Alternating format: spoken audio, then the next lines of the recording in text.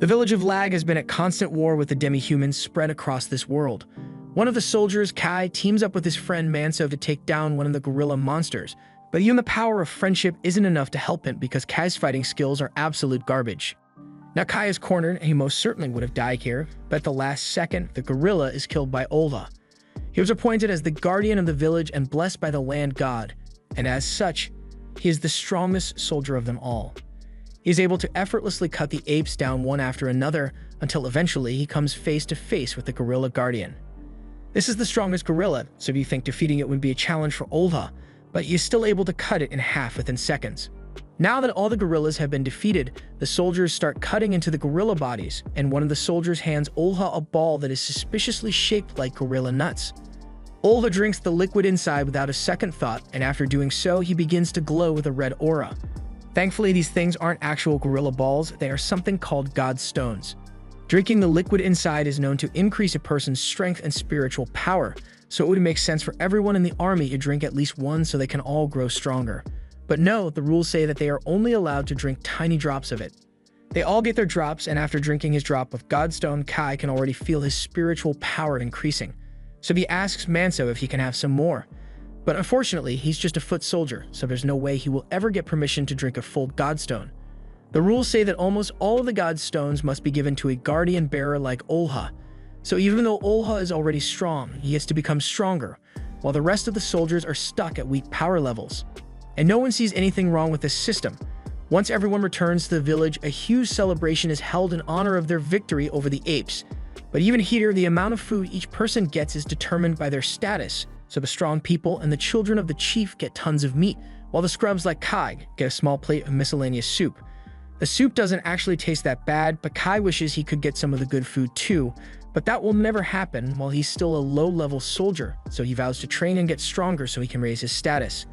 Immediately after the banquet is over, Kai heads outside and starts training as hard as he can, but it's hard for him to train well when you've barely gotten any food to eat all day. He yells out that he really wishes he could eat some rice balls right now, and a few moments later, Manso shows up and asks Kai what rice balls are. Kai says he isn't exactly sure because the word just randomly spawned in his brain one day, but he gets the feeling that rice balls would be tasty. There's something Kai has been wanting to talk about, so he points over to the hill where the village buries its fallen soldiers, and that particular hill is for all the people who had families. It is constantly visited and maintained by the families of the fallen, but in contrast, the hill next to it is an absolute mess. It is filled with the gravestones of people that no one cared about, so nobody bothers maintaining it at all. Orphans like him are bound to end up buried in a place like that once they die, with no one to visit their gravestones and no proof that they ever lived in the village. That's why Kai wants to grow stronger and survive long enough to live a meaningful life. And to do that, he has no choice but to eat his tiny food portions and train harder than anyone else. But even that wouldn't be enough to ensure his survival. He would need some kind of special ability to give him an edge on the battlefield, but he's not sure what he could use. At the same moment in the castle, Olha and his sister Jose are walking to their father's room. Olha tells Jose that she doesn't need to concern herself with war briefings because she isn't expected to fight like Olha. Even so, she tells him she wants to defend the village as well, but Olha dismisses her and says a daughter of the chief's family doesn't need to learn how to fight, and no matter how much she begs, he won't allow it. Jose thinks it's unfair that she doesn't get to fight in battles just because she's a girl. As if to rub it in, when she looks out the window, she sees Kai and Manso having fun and training. Since Manso is older and stronger than Kai, he is way better at fighting than he is, so Kai can't do much aside from play defense. Manso tells him he will never get stronger if he doesn't learn to attack, so Kai tries attacking, but when he does, he leaves himself wide open. So Manso is able to knock him back, causing him to fall to the ground and hit his head. As a result, Kai gets a massive concussion. He begins seeing memories of his past life in Japan come flooding back to him. And as his mind flips through memories, he distinctly recalls the word magic. However, when finally regains consciousness, he has no idea what magic means because the word doesn't exist in this world. This isn't the first time Kai has seen unfamiliar memories, and apparently in this world, there are plenty of people who see similar visions, but Kai doesn't think this is worth telling anyone about. Sure, the memories taught him about things like rice balls and magic, but that information is useless to him here, especially since magic was just a fairy tale in Japan anyway. But if he were somehow able to use magic, he would be able to show off during their next battle, and that would definitely raise his status. Meanwhile, over in the castle, the chief has just received a letter from one of the neighboring villages. and it sounds like the other village is being attacked by orcs, so in accordance with the alliance agreement between the two villages, the people of Banya are required to go help as soon as possible. The chief doesn't like the fact that he has to send the soldiers into battle again, even though they have barely gotten a chance to rest and recover from the battle against the apes. But Olda tells him that it is a soldier's duty to be marched around and to die for the village, so they don't have any right to complain. However, the chief reminds him that the soldiers are still a part of the village as well, so he shouldn't treat them as disposable pawns. Back in the barracks, Kai is having trouble sleeping because he can't get the idea of magic out of his head. Manso can tell that something is bothering him, so he asks what's wrong. Kai tells him it's not a big deal, but he had a dream about being able to create fire out of nothing, as strange as it may sound. He fully expected Manso to tell him he sounds stupid, but surprisingly, Manso says he has heard about something similar before. He was once told a story about a strange traveler who came to the village. The man wanted to start a fire, but he had no kindling on him, and normally, it would be impossible to make a fire without gear. But the man simply raised his finger and created a flame from thin air. Kai is surprised to hear that there's actually a record of someone using magic, but Manso reminds him that he only heard it from an old story, so there's no guarantee that it is true. Even so, hearing that story has motivated Kai to try learning to use magic, so the next day he heads out and finds a secluded spot so he can start training. He still isn't sure how magic works, but from what he can recall, magic requires some sort of mysterious energy, and the closest thing Kai can think of would be spiritual energy, so he tries using that. He holds out his finger and commands his spiritual energy to come out as fire, but it's not that easy. He realizes that he probably needs to gather his spiritual energy, so he begins trying to circulate it through his god's stones, but nothing happens no matter how much he tries.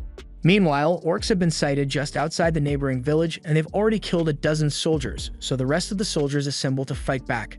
The soldiers wait outside the forest to see if the orcs are still there, and as soon as they spot the orcs, they charge in. The orcs begin attacking as well, but Manso manages to stab one through the heart immediately. Kai decides to rush ahead so he can get a kill as well, but then one of the orcs throws a dead body at him and it pins Kai against a tree. The orc then walks up to him, and it is about to kill Kai, but before it does, it is shot by several arrows and is finished off by Manso. Manso yells at Kai for running ahead on his own and tells him to get back into the formation, but it looks like Kai hurt his leg when he got hit, so he can't walk on his own anymore. Meanwhile, Olha is decimating the orcs, and once they realize he's way too strong for them to beat, they all start retreating, and Olha refuses to let them get away, so he ditches all the other soldiers and chases after the orcs. That pretty much leaves them to deal with the remaining orcs on their own, and considering how hard it is for them to fight the orcs on their own, the soldiers are cooked. The squad leader orders all the soldiers to run and scatter so most of them can survive. But with Kai's injured leg, he and Manso have no chance of escaping the orc. Kai doesn't want to drag his friends down with him, so he stops Manso and tells him to go on without him. Manso doesn't want to leave Kai behind, but he knows he has no choice, so he apologizes and promises to visit his grave. Manso then runs off in one direction and Kai hobbles away in the other direction. He knows he is hopelessly outmatched, but he refuses to give up on his life, so when he hears the orc approaching, he tries to cast fire magic to defend himself, but it still doesn't work. A few moments later, the orc throws its blade at Kai, and it strikes his shoulder, severely wounding Kai. But on the bright side, the near-death experience makes sparks fly out of Kai's fingers, so maybe he really can use magic. But he might not live long enough to figure that out because the orc runs out of the bushes and starts strangling Kai. Just then, Kai notices the sparks coming from his finger, and he realizes what it means, so he points his hand at the orc's face, and with every bit of willpower he has left, he summons flames to burn it to death. The orc screams out in pain, and Kai manages to break free from its grip as a result. The orc eventually collapses from all the damage it suffered, and Kai is proud of himself for finally defeating a monster on his own. But there's just one problem: his hand is still on fire. He starts frantically trying to put the flames out, but a few moments later he begins to pass out because the fire is using up all of his spiritual energy. If he doesn't stop it soon, he's going to die from spiritual energy exhaustion, so he needs to think of something fast. All he needs to do is think of his spiritual energy as a dam that he opened when he used the fire magic, so to stop the fire, all he needs to do is stay calm and close the dam. But it's really harder for him to stay calm, because the orc is still alive, and it is walking towards him. Kai eventually manages to stop the flow of his spiritual energy, but the orc has already gotten to him and he can still barely move, so it picks him up and starts walking. However, it hasn't killed him yet, so Kai figures out that the orc must be blind from all the fire that it took to the face, and it doesn't realize that Kai is still alive.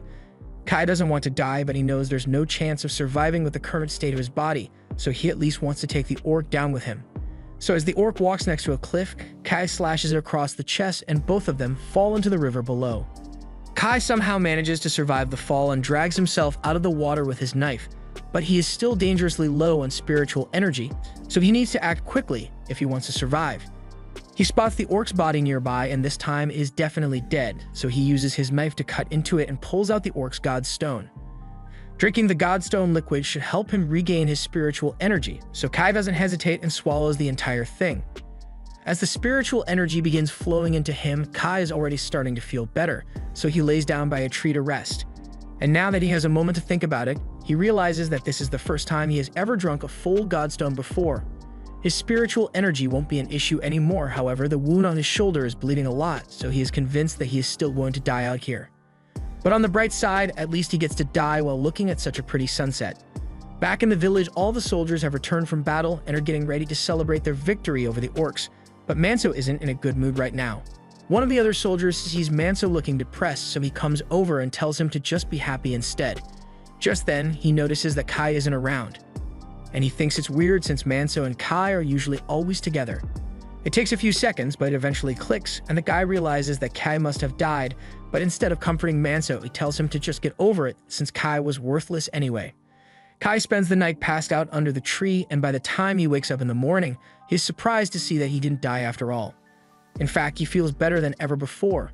His broken leg has healed, and the cut on his shoulder has also sealed up too. He's happy with how things turned out, but he's also a bit confused because drinking a godstone shouldn't be enough to heal such severe wounds overnight. Kai thinks it might have something to do with the wall behind him, so he takes a look and realizes that it's a stone with a bunch of inscriptions on it. He tries to get a look at the inscriptions, but there's too much ivy in the way, so Kai uses his fire magic to burn it all up. However, his power is way stronger than it was before, so Kai gets blasted across the valley. While he is getting back on his feet, he takes a look at his reflection in the water, and he is shocked to see that there's a divine crest on his face now. He knows this is the sign of a guardian bearer, but a few moments later, the tattoos fade, so he assumes he was just imagining things. He walks back over to the stone so he can take a proper look at the inscriptions, but those words are in a language he doesn't understand, so he gives up and plans to start heading back to his village. He finds a cliff face that looks climbable, so he starts grabbing the rocks to escape, but for a split second, his divine crest appears again, and he accidentally crushes the rock he was holding onto. He falls back into the valley, and initially he thinks the rock must have been weak, but then he grabs another rock and he is easily able to crush this one as well. He realizes that he must have gotten a major power boost from drinking the godstone, and Kai is really happy about it. But while he is celebrating, he hears a voice telling him to go, and he doesn't want to find out where it came from, so he starts climbing the cliff at full speed. Once he gets to the top, he is amazed by how easy that was, and he is even more excited about his new strength than he was before. But he wonders if this is really the power of God's protection. The divine crest as a symbol of a guardian bearer is said to be granted by the land gods, but Kai doesn't recall ever getting power from a god. It might have happened while he was unconscious, but until Kai knows all the details, he had better keep this a secret from the other villagers for now. Back in the village, Manso has just finished making a grave for Kai. But just then, Kai comes walking up like nothing happened. Manso is really happy to see Kai again, and things pretty much go back to normal after that, with Kai going back to his usual duties. Only this time he's really good at his job. He was only meant to plow a small section of the field, but before he knew it, he had plowed the entire thing, and he barely even broke a sweat. Kai panics for a second because he is worried that his divine crest might be visible, but after looking at himself in the water, he realizes his secret is still safe.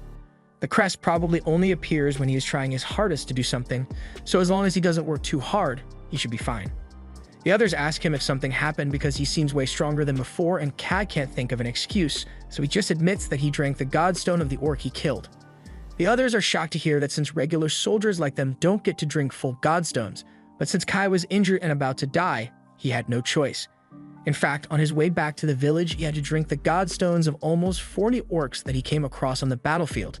So the others now understand why Kai is so strong, and Manso congratulates him for making it back alive. Meanwhile, one of the village women, Elsa, is spending a lot of time staring at Kai, so her friends start teasing her over it. At the same time, over in the village, Princess Jose goes over to the storage house to meet with the inventory checker. He tells her that he has finished preparing all the grave offerings, so she can depart for the grave cleaning whenever she wishes.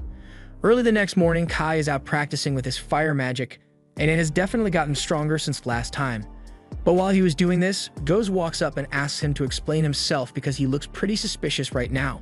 Kai can't disobey a direct order from the princess, so he tells her all about his fire ability.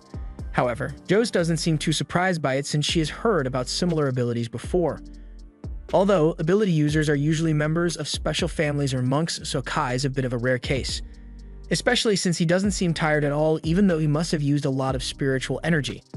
Bose recalls hearing a rumor that Kai suddenly became stronger after eating a bunch of godstones, so he must have a larger pool of spiritual energy than the average person.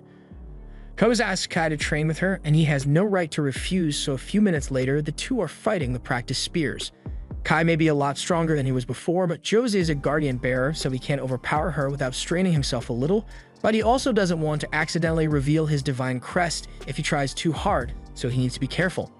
Once the duel is over, Kai heads to the well to get some water, and he is honestly surprised that he managed to get through the training so easily because he was holding back to avoid revealing his divine crest.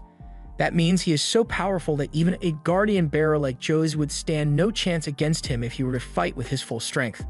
Just then, Joe's asks him to bring her some water as well, so Kai rushes back over to her, and while she's washing her face, he asks her if all guardian bearers are equally strong. Joe's tells him that she's actually one of the weaker ones because her father and brother are much stronger than she is. The strength of a guardian bearer depends on the protection of their land god, but the guardian bearer must also train on their own to get stronger. And when it comes to training, Josie is severely lacking. Technically, she doesn't need to train because women aren't required to fight in this village. However, as a guardian bearer, she has a duty to protect the people of this village in battle, so she needs to get stronger as well. Besides, the duty of a guardian bearer isn't just to win battles. Kai is confused, but before he can ask her to explain, a rooster makes the morning wake-up call, and Joe's technically isn't supposed to be out here, so she has to get back to the castle before she is seen. Before she leaves, Kai asks her if she can explain what she meant when she said guardian bearers do more than just win battles. She has grown fond of Kai, so she would like to explain it to him, but it's against the rules, so instead, she asks him if he would like to accompany her on her monthly grave cleaning duty. Her land god is enshrined in the Ida village, so she will make the necessary arrangements for Kai to come, and once they are there, she will be able to explain everything. Kai agrees to her terms, so a few days later, Josie, along with Kai and a few other soldiers, head for the Ida village. They were assigned to protect Josie in case anything happened because this place is ape territory, but the guys find it a little odd that they were randomly chosen to escort Josie when a different squad usually handles it. One of the soldiers in K's squad heard a rumor that Joe's personally requested for Kai to accompany her, which is why the entire unit got assigned to the job. He asks Kai if it's true, and Kai is about to confirm it, but Manso interrupts him mid-sentence and tells the others to leave Kai alone because there's no way the princess knows who he is. Eventually, they arrive at the Ida village, and to K's surprise, it is nothing but a pile of ruins. The village was overrun by monsters years ago, and as a result, the villagers were forced to abandon it. But there's still a gravestone here, and it is their duty to maintain it in the name of the land god. Although the power of the land god of this village has dwindled so much that the land is already completely barren. Just then, Josie comes over and says she wants to take a look around the village, so she needs a guard to accompany her. The man immediately offers to escort Josie, but she tells him she actually wants Kai to do it instead. Kai and Josie start walking around the village, and when they get to a small flower garden, Josie kneels down and starts praying. Kai wants to ask what she's doing, but she needs absolute silence, so she tells him to stay quiet. Red aura suddenly begins to pour out of Josie's body onto the flowers, and when she is done, she explains that she was simply praying for the land god's grace to gather here. This is a job that only guardian bearers bound to a land god can do, but since this village was abandoned, her land god's spirit has grown very weak, which is part of the reason why she isn't as strong as her brother or her father. And while the village of Lag is able to grow tons of good crops thanks to her father's strength, she is barely able to maintain this little flower garden with her power.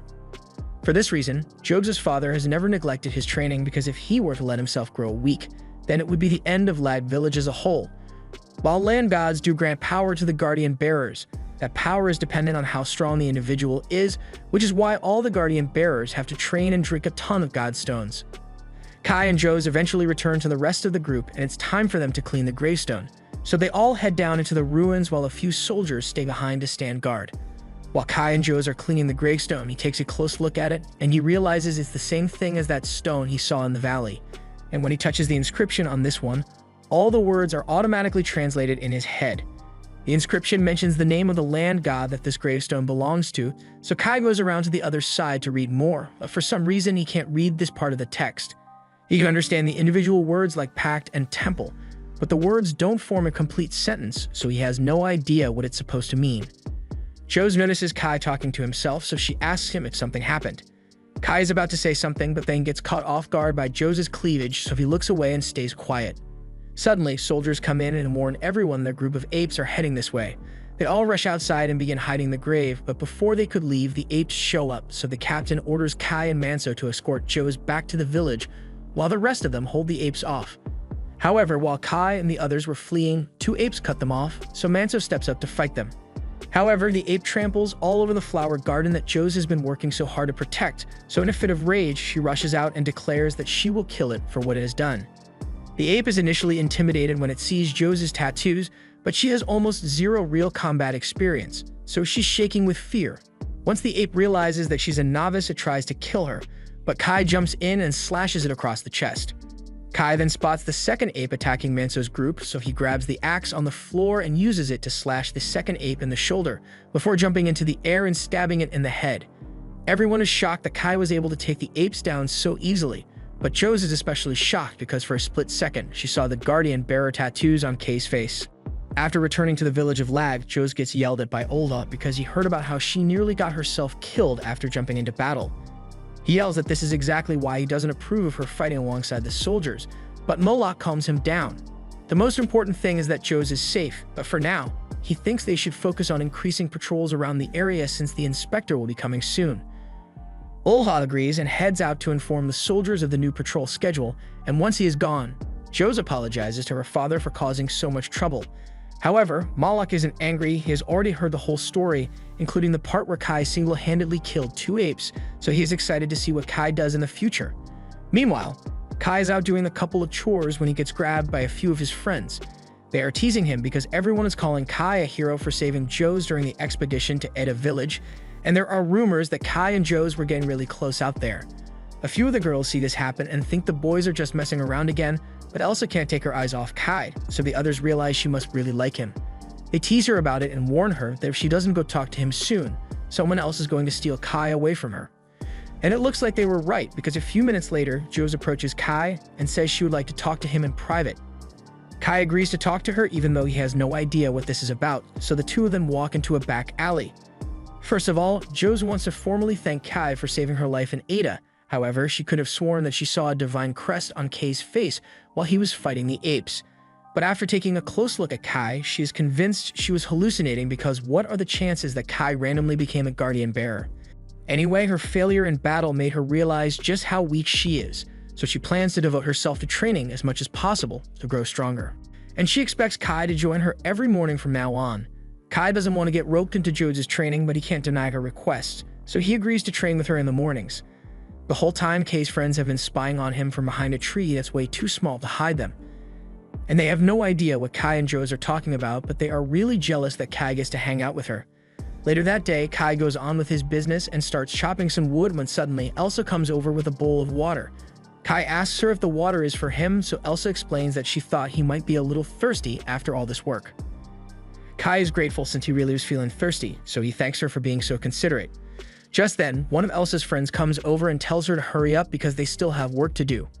Kai just thinks she was being nice, but Manso knows what Elsa is trying to do, so he tells Kai he's a lucky man. Just then, Kai hears a strange bird call in the distance, and he recognizes it as the same one from the valley, but he's not sure why he's hearing it here.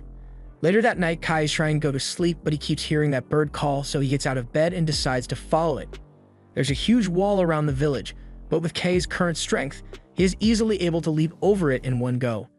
He then goes 0 to 60 in half a second and runs all the way back to the valley where this all started. Once he gets to the tree, he spots the stone tablet again, and now that he knows that this is a god's gravestone, he tries to read it, but for some reason, he can't. Even so, he thanks the god for saving him and spends the rest of the night diligently cleaning the stone. He even leaves a little offering for it before making the journey back to Lad village. But along the way, he gets a little hungry, so he drinks some water from the river and picks a few fruits off a tree. He is amazed by the amount of food he can get in the forest, so he wishes he could live here, and then a great idea comes to mind. He could just build a house for himself out here. But to make a house, he's going to need to get some wood, so he climbs a nearby cliff and finds a tall woody tree to cut down. Although now that he's up close to it, he's not sure how he's going to cut it down.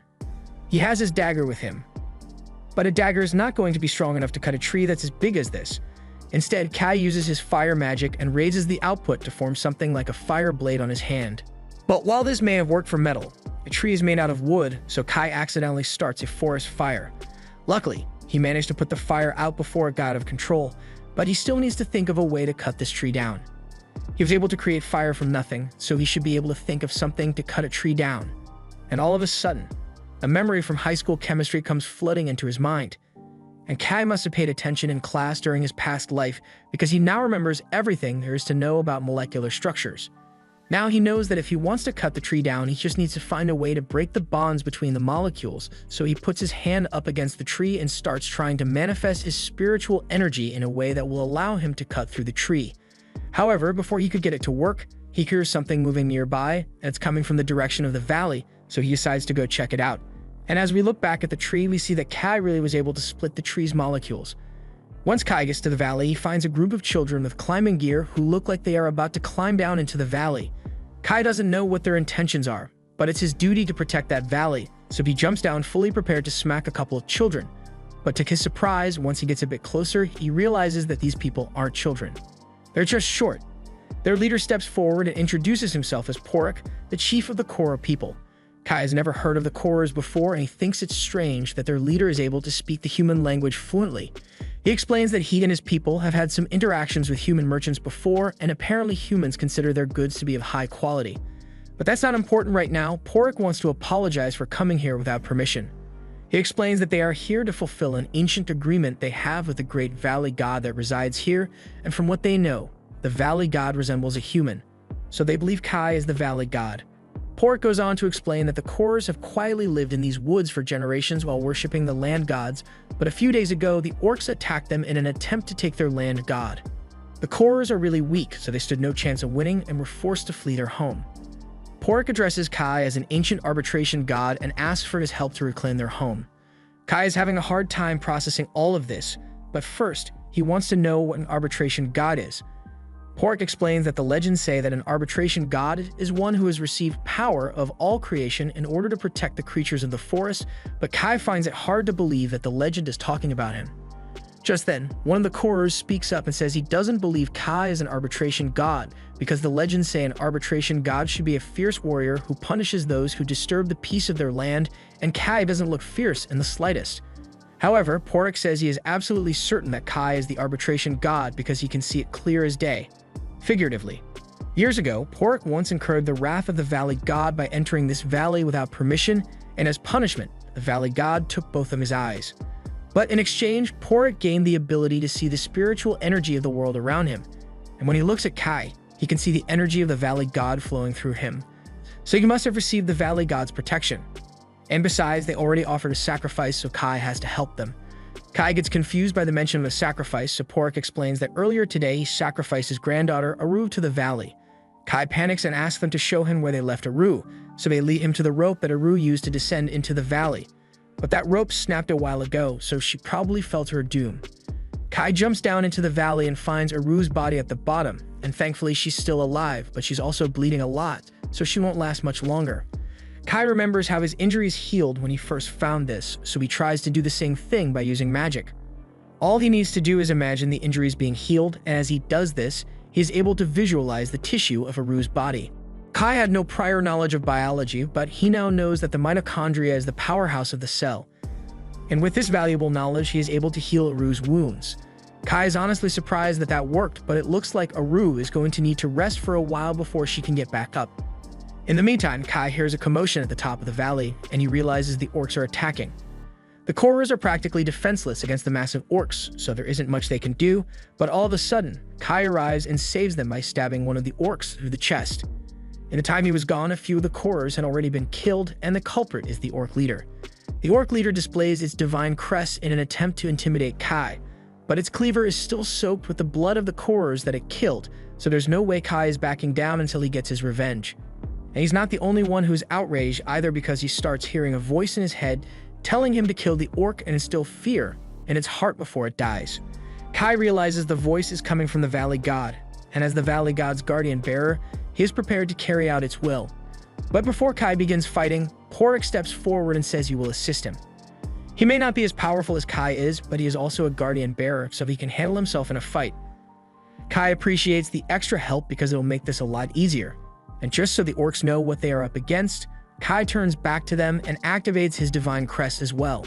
The confidence on the face of the orcs disappears as they realize that now have to fight two guardian bearers, but their leader still forces them to attack, so they charge forward and both are immediately killed by Kai.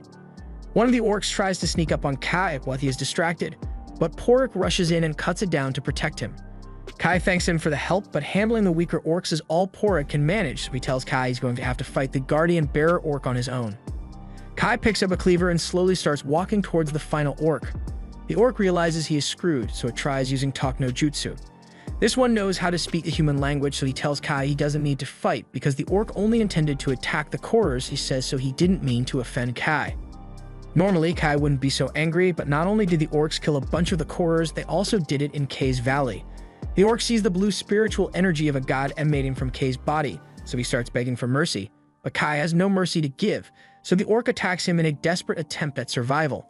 However, Kai cuts his arm off with his energy blade and stabs the orc through the chest to pull out its godstone. As Poryk watches this happen, he is more certain than ever before that he is looking at the same god that took his eyes. A god has watched over the world since before the age of gods, the arbitrator. This is the first time Kai has ever killed a guardian bearer, and Poryk explains that when you drink a guardian bearer's godstone, you can inherit the power of the deceased guardian bearer. It is way more potent than a regular godstone, so it should give him a massive boost in power. Kai cuts the godstone in half, but before he drinks, he offers a portion of it to Poryk. Poryk asks Kai if he's sure about this, but Kai says Poryk earned it when he helped fight against the orcs. Poryk eventually agrees to accept it and thanks him for his generosity. They then drink the godstone and Poryk falls to his knees for a moment because the guardian bearer godstone has more of a kick to them than he anticipated. Kai seems to be fine at first, but a second later he falls to the floor in agony. The Korers gather around and ask Kai if he's alright, but he tells them he just needs to rest for a bit, so he heads back down to the valley and warns them not to bother him or set foot in the valley without his permission. While Kai is resting, he has a nightmare from his childhood in this world. His original village was burned to the ground by a group of apes, forcing him to flee and seek refuge in Lag. The next morning, Kai wakes up and he is surprised to find himself covered by a blanket, and he is even more surprised when he realizes that Aru is sleeping next to him. He freaks out and asks Aru what she's doing, so she explains that she didn't want Kai to catch a cold, so she was keeping him warm. Kai may have saved her, but she was still sent here as an offering, so she swears to spend the rest of her life serving Kai to the best of her ability. Kai tells her he doesn't need to serve him, so she should just go home, but Aru says she can't do that. Poryk told her that if she didn't fulfill her role as an offering, then great misfortune would befall all the Taurers, so she refuses to leave. Kai starts trying to convince her to go home anyway, but then he realizes the sun is up, so he needs to get back to the village of Lag before anyone figures out that he left. Kai jumps up the side of the valley, but he is shocked to see the rest of the Korers still waiting there for him. He thought they would have left by now, but while Poryk is thankful that Kai saves them from the orcs, they don't really have anywhere to go. And since their old village was destroyed, they were hoping Kai would let them live here and devote themselves to the valley god. Kai kind of feels bad for them, so he agrees to let them live on the land surrounding the valley. However, he forbids them from entering the valley without his permission. He then gets ready to head back to Lag, but before he goes, Korers has something important he wants to tell him. A little while later, Kai returns to Lag, but as soon as he gets there, he has to deal with an upset Joes because he's late for their morning training session. She asks him what took so long, but Kai can't tell her he left the village to visit his valley, so he just says he overslept. A little while later, the chief approaches some of Kai's friends and asks them if they know where he is. Manso tells him that Kai is assigned to storage house duty today, so he should be near the castle, and once Vezin finds him, he challenges Kai to a duel. After hearing about how well Kai did when he protected Joes, Vezin wants to see how strong Kai is for himself. But of course, this is just a friendly mock battle, so he tells Kai he doesn't have to worry about getting killed.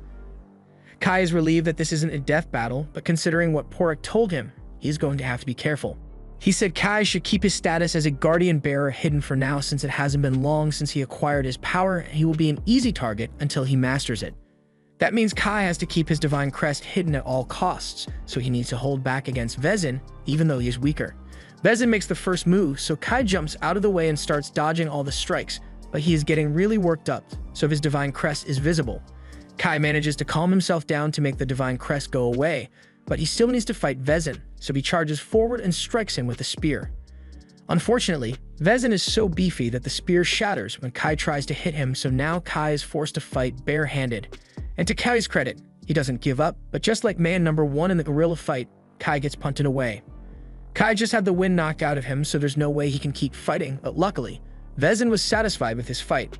He extends his hand to help Kai up, and since he has taken a liking to Kai, he says that from tomorrow onwards, he will personally train Kai. Kai doesn't want to do it, but he can't say no to an offer from the chief. Chose is amazed that Kai was able to hold his ground so well against her father, but Olga doesn't seem so impressed because he still thinks Kai is just a regular commoner.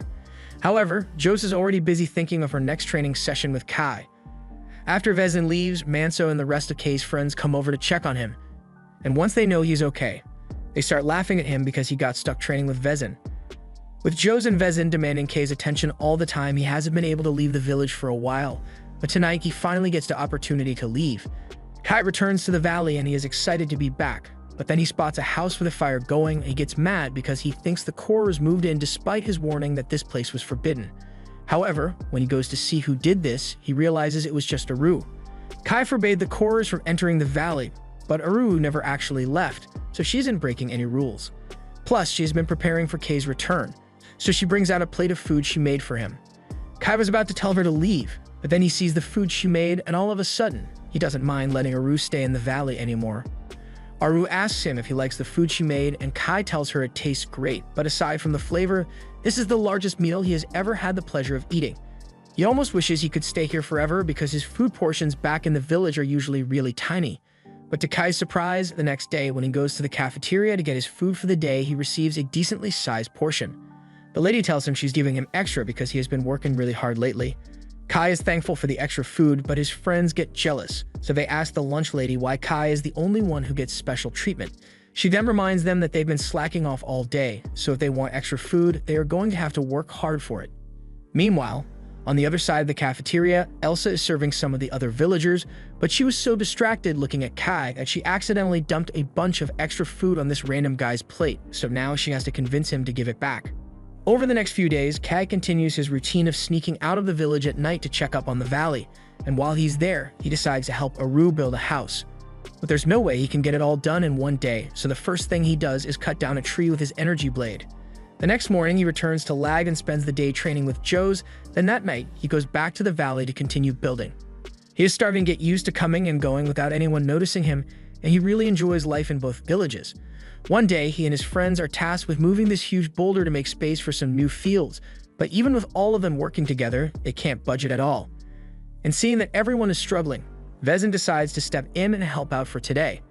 Everyone gives him some space, so Vezin grabs the boulder and starts lifting it with all his strength. Even for someone as strong as Vezin, a boulder like this is still a huge challenge. But after a few seconds, Vezin finally gets the rock out of the ground and even lifts it over his head. Now that the rock is out of the ground, this land can finally be tilled for farming, and with the extra farmland, the village of Lag will prosper even more, so Vezin is happy. Seeing Vezin like this motivates Kai to become a good guardian bearer just like him. So later that night, while Kai is in the valley, he starts practicing with his powers and attempts to make a flower grow. But no matter how much energy he pours into it, the flower just won't respond. He may be physically strong now, but there's still a lot that Kai needs to learn before he can call himself a proper guardian bearer. The next morning, Kai returns to Lag, and normally no one wakes up this early in the morning, but today, Kai runs into Elsa in the flower fields. He asks her why she's up so early, and she explains that she just wants to admire the flowers while they are in bloom. Kai has never really paid much attention to the flowers before, but he admits that they do look beautiful. Elsa says that these flowers remind her of the ones that used to grow in the village that she and Kai grew up in. Kai is confused, but Elsa goes on to talk about how when their village was burning down, they still tried to at least save the flowers. It takes Kai a second, but he eventually remembers that Elsa was part of his original village as well. Elsa is mad that Kai didn't remember her since she was right there with him when the village was destroyed, but in Kai's defense, he was really young back then, so most memories are fuzzy. Kai may not have been paying attention to Elsa, but she has definitely been paying attention to him, and she thinks it's amazing that he was able to earn Vezin's attention. However, Kai tells her he still has a long way to go because compared to Vezin, Kai is still a weakling. He still has a lot he needs to learn if he wants to become stronger, because that's the only way for him to survive. Elsa remembers Kai saying the same thing on the day their village burned down, but Kay's memory is still a bit foggy, so she explains what happened. While all the villagers were evacuating, they were suddenly attacked by an ape, and none of them knew how to fight, so they were doomed to be slaughtered. However, Kai fearlessly ran at the ape and grabbed its leg. Of course, Kai was way too weak to actually harm the ape, but his bravery bought enough time for Vezin to arrive and rescue them.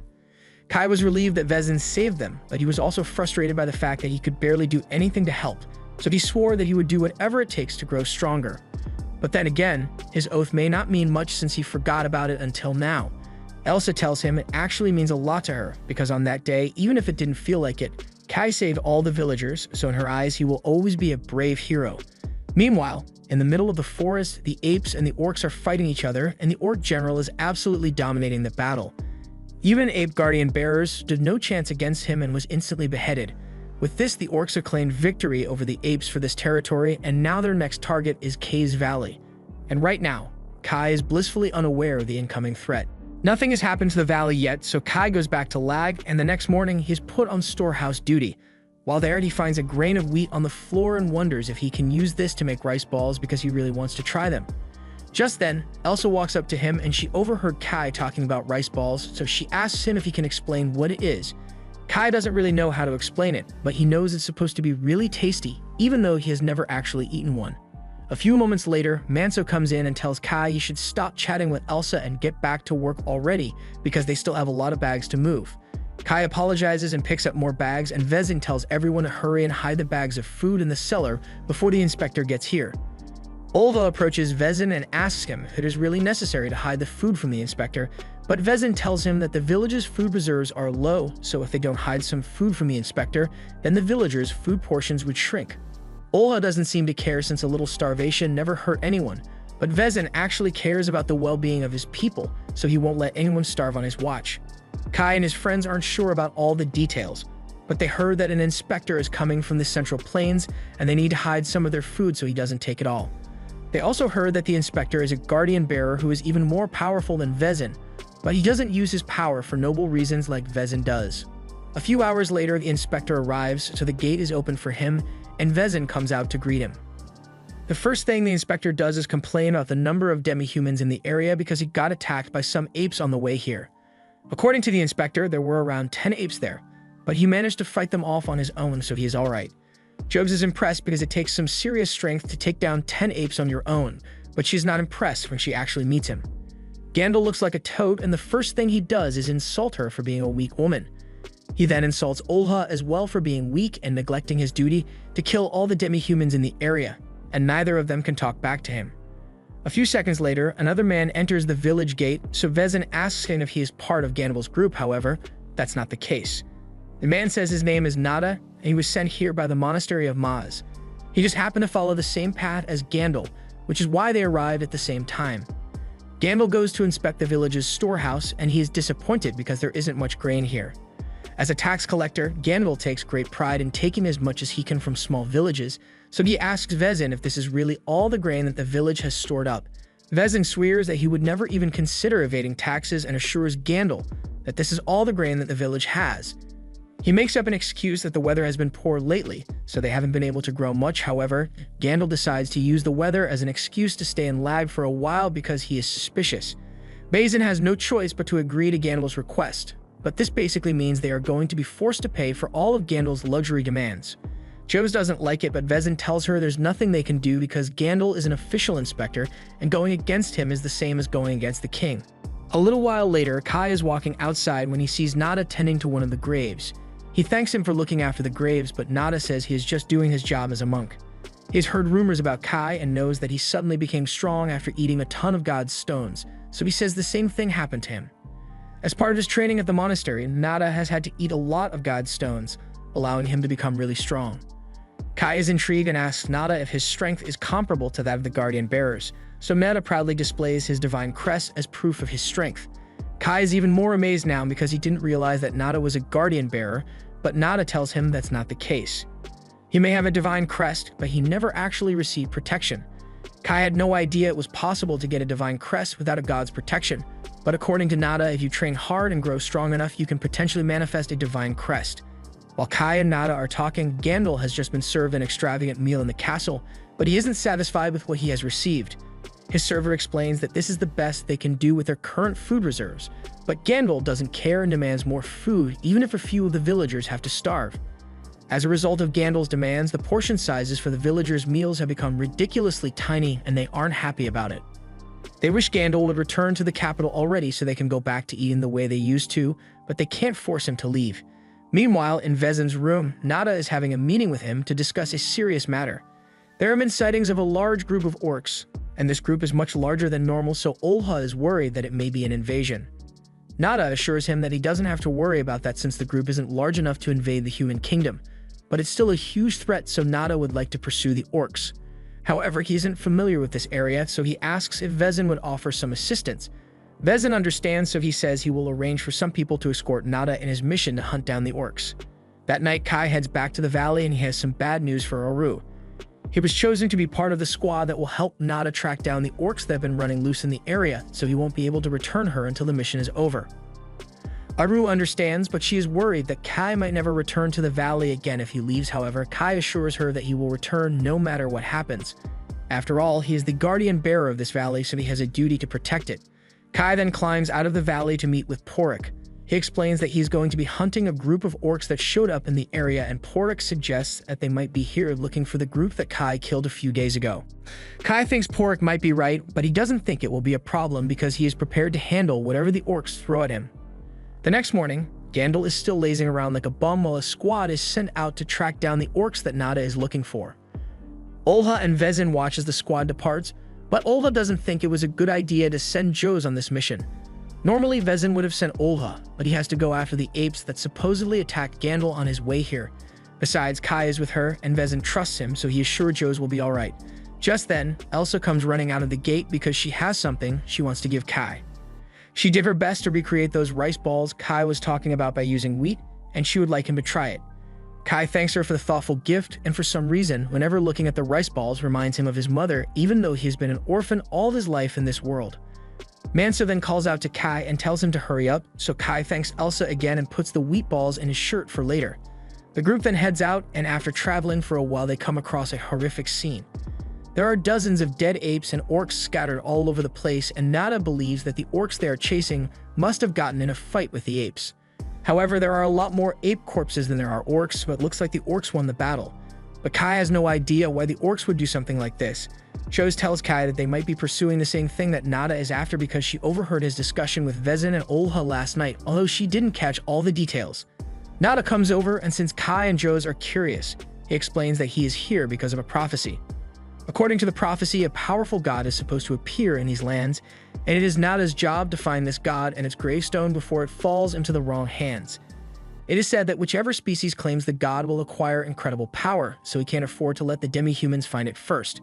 Kai asks what kind of god this is supposed to be, so Nada tells him it is a wild spirit that no one can control. It has unfathomable power, and it is impartial to good or evil, kind of like an arbitrator.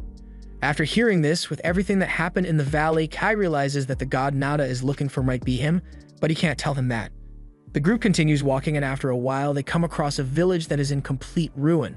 Kai thinks the orcs might have had something to do with this, and before long believes this must have been the work of the orcs, and Joes immediately rushes forward because she wants to help the villagers who got attacked. Nada warns her that it could be dangerous down there, but she can't just ignore people who are in trouble. Once they arrive at the village, they discover that a lot of the homes have been destroyed, and there are a few dead Uzels on the floor over there. The Uzels are a quiet and peaceful species, so they aren't hostile towards humans, but whatever did this definitely was. Kai spots an orc axe on one of the fences, so everyone is immediately put on guard, and they tell Joes that they should get out of here before any more orcs show up. However, Joes thinks some of the Uzels may have been able to survive, so she's not leaving until she searches the village for survivors. Nada also thinks they should search the village, but mostly because he wants to take a look at the land got here. In that case, Manso asks Kai to go with Nada while the rest of them stay behind to guard Joes. As Joes and the others walk through the village, they discuss how strange this situation is. The village is completely empty, yet the damage to the buildings is minimal. Normally, orcs would cause much more destruction if they were going to attack a village like this. Just then, Joes notices some blood on the ground, and the trail leads over to a shed, so she thinks there might be an injured Uzel inside. Meanwhile, Kai and Nada head into the village shrine to take a look at their god's gravestone. It is pretty dark, so Nada decides to use his spiritual energy to create some fire, but Kai warns him not to draw too much attention because there might be orcs nearby. Nada is surprised that Kai is so calm because most people would freak out upon seeing a man create fire from nothing. He wonders if Kai has seen a technique like this before, but Kai can't exactly explain that he knows how to use fire too, so he just tells Nada he heard about it from a story. Although Nada doesn't seem to fully believe him. Back on the surface, Joes calls out to the person inside the shed and says she isn't going to harm them, but as she opens the door, the only thing that comes out is a dead orc. As for Kai and Nada, they have finally found the gravestone, so Nada takes out a little notebook and uses it to translate the words on the gravestone. Meanwhile, Kai goes around the back to secure the area, but to his surprise, he finds a Uzel girl lying on the floor. Kai and Nada take her back to the surface, and along with the Uzels, they found 3 orc corpses in total. Seeing as there are only 3 orcs, Nada realizes that this isn't the orcs' main force, and judging by the woman's clothes, it looks like she was this village's guardian bearer. The others are surprised to hear that since female guardian bearers like Joe's are rare. And according to Nada, the Uzel's guardian bearer was clutching the entire fight alone. Uzels by nature are very weak, so normally they could never hope to defeat even a single orc. Yet this woman was able to kill the 3 orcs to allow some of her people to escape, even if it did end up costing her life. And knowing that other female guardian bearers can accomplish such great things gives Joes hope that she can also be strong enough to fight and protect the things she cares about. They all hold a little funeral in honor of the dead Uzels and their guardian bearer, but it looks like the guardian bearer's god's stone was taken, so her land god's protection was probably transferred to another person. Speaking of land gods, Menso asks if Nada found what he was looking for when they went down into the shrine, but the god here wasn't the prophesied one. There were only 2 paths after the Orc-Ape battlefield, so if only 3 orcs came this way, then that must mean that the main force went the other way. Kai takes one look at the map and realizes that the path Nada is talking about leads straight to his valley, so he immediately volunteers to run out ahead to check things out because he can't let the orcs invade his valley. Nada thinks it's strange that Kai seems so motivated about this, but he decides to let him scout ahead, so Kai takes off running. Meanwhile, in the valley, Porik and the other quarters have just learnt that a group of orcs is heading straight for this valley. Porik knows that without Kai here, they are pretty much doomed, so he tells Kechek to gather as many people as he can and hide while Porik faces the orcs. He is aware that he stands no chance, but as his people's guardian bearer, he can't sit around and let them be slaughtered, so he plans to hold them off and hope that Kai can make it here in time to save them. That same night, Olha and his men close in on the apes that were seen near Lag, and to his surprise, there's an entire camp of them out here, and they seem like they are preparing for an attack. His men suggest they should regroup with the rest of their squad and come back to attack later, but Olha doesn't want to wait that long. His men try to stop him because there aren't enough of them here to handle all the apes, but Olha doesn't care. It would be one thing if he were worried about the apes launching an attack while they retreat, but Olha's reason for wanting to rush into this fight is because he wants to gain Gandalf's approval. Fortunately, no one agrees with him, so Olha eventually agrees to return to Lag and regroup before attacking the apes. Meanwhile, the other group has set up camp near the destroyed village, and Kay's friends are wondering if he managed to find the orc horde or not. They can't do anything until Kai returns and tells them the location of the orcs, but it's been a while now, so they're starting to worry for Kay's safety. Joes is especially worried, so she starts wondering if she should have gone with Kai. She even considers running after him to try to catch up, but the others tell her she can't do that. Their job is to make sure that Joes is safe at all times, and Kai wouldn't want her to throw herself into danger for no reason. Nada comes up to Joes and tells her she doesn't need to worry so much because Kai is an incredibly capable fighter, so he probably won't die out there. Either way, all they can do is trust in Kay's strength, but with that said, Nada tells everyone that he's heading to the top of the hill. Manso asks him why he's going there, so Nada explains that he's going to pray for Kay's safe return, but in reality, he goes up there to perform a special technique that allows him to keep track of what Kai is doing. For some reason, he gets the feeling that Kai knows more about the Valley God than he is willing to admit, so Nada begins meditating, and 2 glowing eyeballs appear above him. Nada then sends these eyeballs out into the forest to find Kai, and on Kay's end, he is currently running full sprint to make it to the valley before it's too late. Along the way, he notices a ton of orc footprints in the dirt, and it looks like all of them are heading straight for the valley. Just then, Kai hears some rustling in the bushes, and a few seconds later, someone jumps out and attacks Kai with a knife.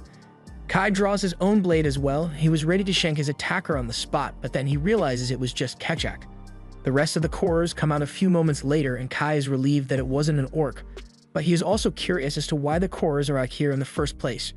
Pork explains that they heard orcs approaching the valley, so they came out here to confirm their movement and possibly hold them off. However, Kai says they didn't need to do all of that.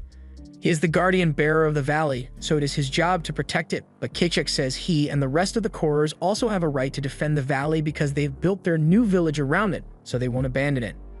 Kai is glad to know that the Korers will stick by his side, but just then, they hear a loud noise nearby, and after investigating, Kai realizes that the band of orcs really is coming this way. And unfortunately, the leader of the orcs spots him, so he's going to have to fight. While Kai is out risking his life, Gandalf is back in lag, stuffing his face and wasting as much of the villagers' food as he can. He disrespectfully smashes a plate on the ground and declares that as an inspector, everyone must treat him with the utmost respect, otherwise he will be forced to question their loyalty to the King of Humans. Elsa bends down to start cleaning up the plate that Gandalf smashed, but then Gandalf gets a good look at her and realizes she is really pretty, so he asks her what her name is. Elsa is a bit confused as to why Gandalf is talking to her, but she tells him her name, and then Gandalf demands that she pour him a drink.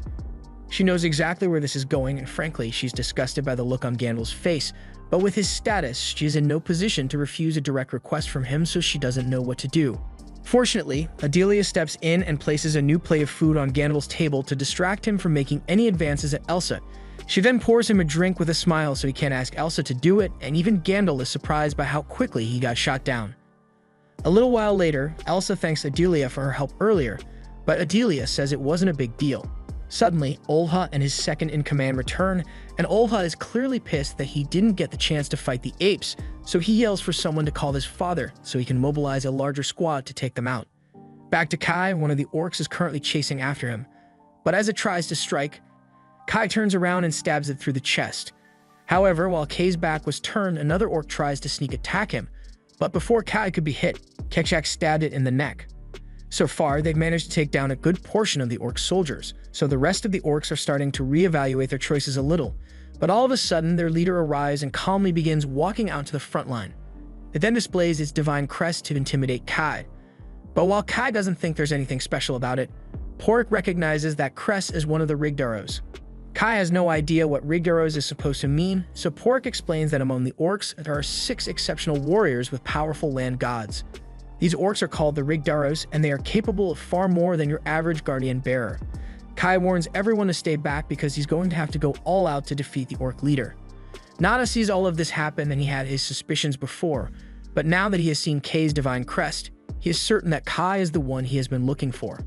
The orc Kai is up against is named Adurakan, and he knows how to speak the human language, so he says something about being surprised that Kai's predecessor is dead. He hadn't heard any rumors about the Valley God recently, so it was difficult to track down, but then one of his troops got taken out around here. So he decided to track them down, and sure enough, it led him to the new Valley God. The Valley God begins speaking to Kai and tells him to kill the orc, but Kai was already planning to do that, so he charges forward and tries to stab him. But Adurakan blocks and strikes back, so Kai is forced to jump away to avoid getting hit. He then tries to stab Adurakan again, but this time, Adurakan simply smacks him away and calls Kai weak. Kai realizes he can't beat Adurakan in a head-on clash, so instead he ducks between Adurakan's legs and tries to stab him from behind, but even though he has a clear shot, Raken's skin is just too tough for him to pierce, so his spear snaps. However, Kai still has a plan, so as Raken swings at him, he ducks down and kicks the spear tip straight into Raken's side. This finally does some damage to him, and the Korers are excited because Kai might actually win this. But to everyone's dismay, Raken's wound closes up instantly, and once he is back on his feet, he immediately pins Kai to the ground. Kijek asks if all guardian bearers are capable of that, but Pork tells him what Raken just did is not normal. In fact, he is starting to worry that Raken might be immortal. Raken lifts Kai up while the rest of the orcs cheer him on, and he calls Kai a sorry excuse for a god. Kai tries struggling to get himself free, but with Raken's grip on his throat, Kai's body eventually goes limp. Raken tells Kai that he's going to enjoy taking everything that he cares about from him. After he kills Kai, he's going to invade the valley and kill everyone there just for fun, but Kai refuses to let that happen. He musters as much strength as he can and grabs onto Raken's arm before blasting it with fire, and the pain from being burnt caused Raken to throw Kai to the ground. Kai is now back on his feet, so he can continue fighting, and the fires seem to work pretty well against Raken. So Kai turns up the heat and blasts Raken with even more flames. However, this time Raken doesn't burn. Instead, he runs through the fire and punts Kai away. The others don't understand how Raken could have survived that wall of fire, so Raken explains that his god's spirit is always protecting him. Raken's god grants him the ability to heal from or nullify any attacks that he can understand, and now that he knows of Kai's fire trick, it won't work on him anymore. Kai is running out of options and weapons, so he pulls out his knife and takes a defensive stance, but he has no idea what he's supposed to do here. No physical attacks will work, and magic is pretty much useless against Raken now, so all Kai can do is hope for the best. He tries to stab Raken in the side, but the knife snaps on contact, so now he's really out of options. He then gets knocked to the ground by Raken, and Kai is starting to look like he has lost the will to fight. The Corvers are really worried because Raken's blessing is too strong for Kai to overcome, and Nada is concerned that if Kai dies here, then the Valley God's power is going to fall into the hands of the demi-humans. Raken looks down at Kai and calls him a disgrace of a god, and Kai is racking his brain to think of something to do, because at this rate, the valley and everyone in it is going to be destroyed. Just then, Kai looks up and spots the rice balls that Elsa made for him, and seeing those rice balls reminds him of all the otherworldly knowledge he possesses. He suddenly remembers that he has one more trick up his sleeve, and it's all thanks to Elsa's gift. Raken stands over Kai and mockingly asks if he is ready to accept his fate, but Kai is simply planning out his attack. The power of Raken's god allows him to nullify the damage of any attack that he understands, but that only applies to things that people know about in this world. Kai doesn't understand much about these atoms and molecules that he recalls, but he knows for certain that neither Raken nor his god have ever heard of them, so he shouldn't be able to nullify an attack from Kai's atom-splitting energy blade. As Raken confidently raises his axe to crush Kai's skull, Kai rushes forward, and before Raken even realizes what's happening, Kai uses his energy blade to slice between Raken's atoms and sever his arm completely. Raken has no idea what happened, and the Corvers are just as confused because they thought Raken's blessing protected him from all harm. But Raken clearly just lost an arm, so Kai must have done something different. Raken refuses to believe that he is losing, so he charges at Kai again, but that clearly wasn't a smart move because Kai slashes him across the chest, and in a matter of seconds, Raken falls to the ground and draws his last breath. Nada saw the whole thing happen, and he is amazed by the things Kai is capable of. Not only can he use fire magic, but he was also capable of using magic that Nada has never seen before, so he is going to be cautious. Meanwhile, back at the ruined village, Manso is standing guard next to Joe's when all of a sudden, she collapses to the floor. Manso panics because he has no idea what's wrong with her, but then he and the others see a wound on her leg, and it looks pretty bad. Meanwhile, back in the forest, Kai has just taken Raken's Godstone, and the rest of the orcs are watching with utter disappointment on their faces, but they know they stand no chance against Kai, so they keep their distance. Kai drinks Raken's Godstone, and because Raken's god was so powerful, the power Kai receives from the Godstone is incredible. His energy begins to radiate outward, and it's so potent that it scares all the orcs away, and Kai is really lucky that the orcs were scared away because a moment later, he falls to the ground unconscious from all the new power. Sometime later, Kai wakes up and he doesn't remember much of what happened, so he asks the Corvers. However, they are just as confused as he is because there was a sudden gust of wind after Kai drank Adurakan's Godstone. Porik believes it might have been caused by the fact that Adurakan's land god is extremely powerful, so when Kai took Adurakan's strength for himself, it must have angered the god. The gust of wind was most likely the god screaming, but Kai had no idea the power of a god could do such a thing, and he is starting to wonder what he should do with all the strength he now possesses. For now, he heads down to the stream so he can wash the blood off his clothes, and once he's done with that, he asks Porik if he noticed anything strange during the fight. Kai was too busy to pay much attention to it, but he got the feeling that someone was watching him, and Porik could sense it too, but he decided to ignore it since he felt no hostility. However, it's still weird that someone was watching Kai. Kai plans to head back to the others now, so he says goodbye to the Corvers, but before he heads back, he decides to take a quick lunch break. He takes out the rice balls Elsa made, and he is going to have to do something to thank her once he gets back because without these, he might have died. Kai eventually makes it back to the others, and as soon as Manso spots him, he tells Kai that there's something wrong with Joe's. Kai rushes over to check on Joe's and immediately notices the mark on her leg, but he doesn't know what caused it. Nada soon shows up and says he recognizes that mark, but before he says anything more, he asks Kai what happened with the orcs he was tracking down. Kai tries to brush him off and says they need to focus on taking care of Joe's for now, but Nada insists on getting an answer. Kai lies and says he found the orcs, but they had been slaughtered by someone else by the time he arrived. Nada obviously knows Kai is lying, but he gained nothing by exposing him here, so he tells everyone that if the orcs have been taken care of, then they should take Joe's back to Lag so she can be treated.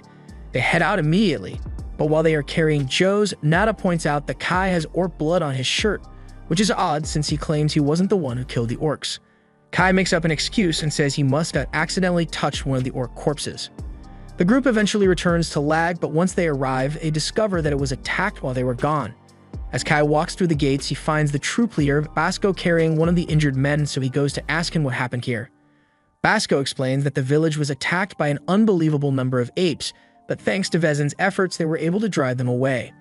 However, as you can see, the village was badly damaged in the attack. Kai rushes to the town hall where all the people who had their homes destroyed have gathered and yells out Elsa's name, hoping that she managed to survive the attack. Thankfully, he hears Elsa's voice down the hall, and while she might be a little hurt, she is still in one piece and Kai is really glad to see her again. Meanwhile, the others bring Joe's to Vezin and he is shocked to see that Joe's was affected as well. He reveals that Olha is suffering from the same symptoms and he knows what is causing it. Meanwhile, a scouting squad was sent out to gather some intel on the apes, and to their horror, they discover that the apes have called for reinforcements and are preparing for another attack. Meanwhile, back in the village, Kai is helping Elsa treat some of the wounded villagers, and he still can't believe that the village was this badly damaged.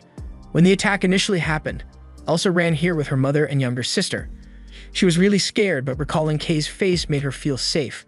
And as soon as Elsa says those words, Granny knows she and Kai are about to have a moment, so she excuses herself. After the granny leaves, Kai turns to Elsa and says he wants to thank her for the rice balls she made for him, but before he could finish his sentence, Manser shows up and says Vezin is looking for him. Kai immediately heads down to Vezin's quarters to give a report on what happened, and Vezin is glad that the orcs are no longer a threat, but they still have to deal with the apes. Kai asks about what happened to Joes and Olha, so Vezin tells him the apes put a curse on the land gods of Joes and Olha to take out the village's strongest fighters, and according to the scouts Vezin sent out earlier, it looks like the apes are going to launch another attack soon. Nada tells Vezin that if the curse is lifted, then Olha will be able to fight again, so he asks Kai to accompany him to dispel the curse. And the reason he is asking Kai is because he has faith in Kai's strength. Vezin also trusts Kai, so he wishes him luck and tells Kai that he will have to go to Olha's god in Elg and Jose's god in Ada. The survival of Lag hangs in the balance of this mission, so he is counting on Kai, and for the sake of Joes, Kai swears he will do his best. He and Nada then leave Vezin's room, but while heading down the stairs, they overhear Gandalf yelling that even in this crisis, he is still being a total freeloader. Kai wishes Gandalf would do something to help the situation since he is a guardian bearer, but with how much of a bum Gandalf is, Nada doesn't think he is going to be of any use. Anyway, Nada needs to prepare a few things for the trip, so he tells Kai he will meet him over by the north gate when he is ready. In the meantime, Kai goes to see Elsa and finally thanks her for the rice balls she made. Elsa is glad that her gift helped Kai out on his mission, but Kai tells her he has to go on another mission today. However, he assures her that he will be back as soon as possible, and when he returns, he promises to take Elsa somewhere very special. Elsa holds Kai's hands and tells him she will be looking forward to it, but as Kai leaves, she is already starting to miss him.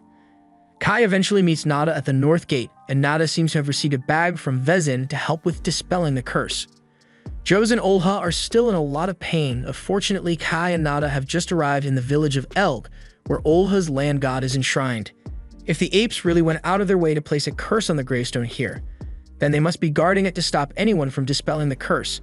Nada says he will go take a look, so he begins using his surveillance technique, and Kai recognizes it as the same thing he sensed during his battle against the Adurakan.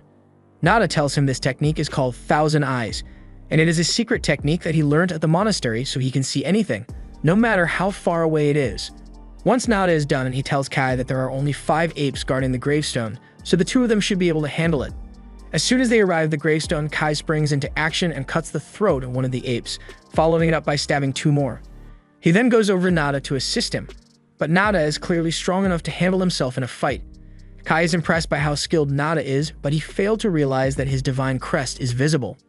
Nada already knew about this, but now that he has seen it with his own eyes, he gets down on one knee and asks Kai to use the power of the savage god to benefit the unified kingdom of men.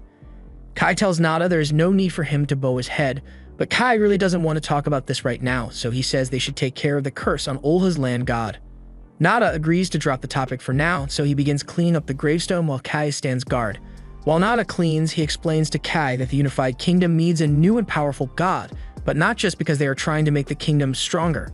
The truth is that the human kingdom is declining with each passing year, and the reason is because of people like Gandalf. The most powerful guardian bearers of the kingdom have become blinded by authority and the luxury it provides them, and as a result they have become lax in fulfilling their duties.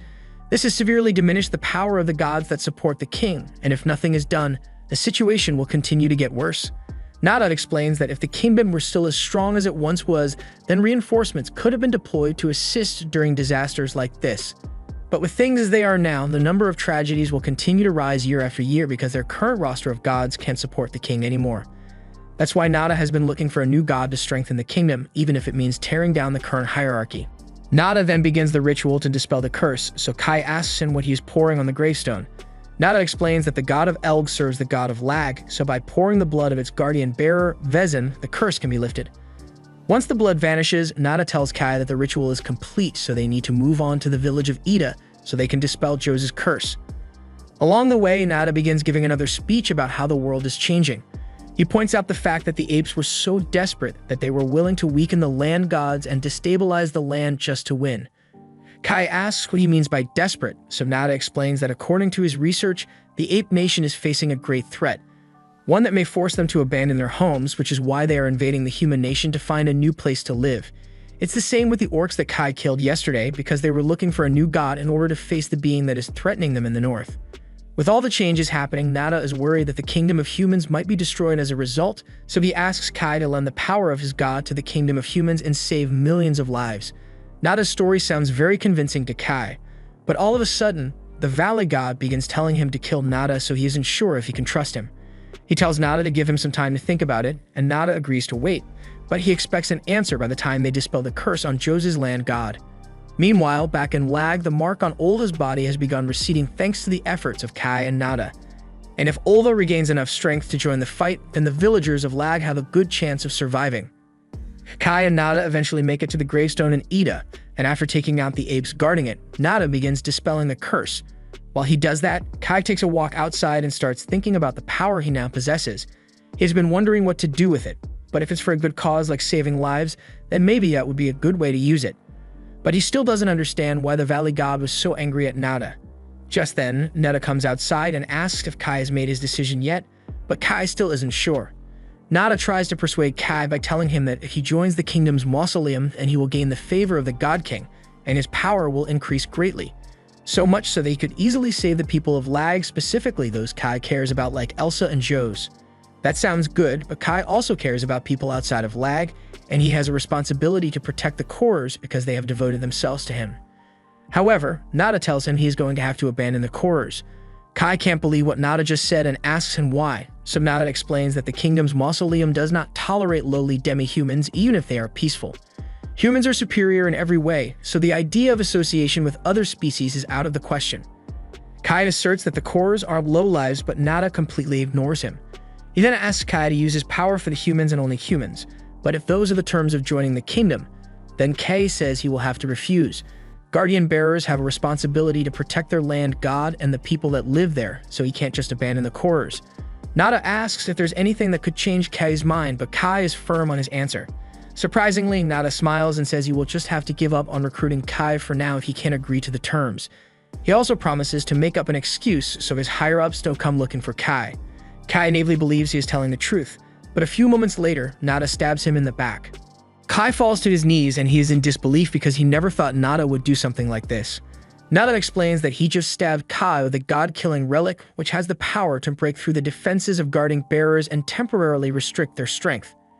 He tells Kai that he is arrogant for wanting to use his power for the people he cares about because all great power must be controlled by the kingdom, which is why he is going to kill Kai and steal his power by drinking his godstone.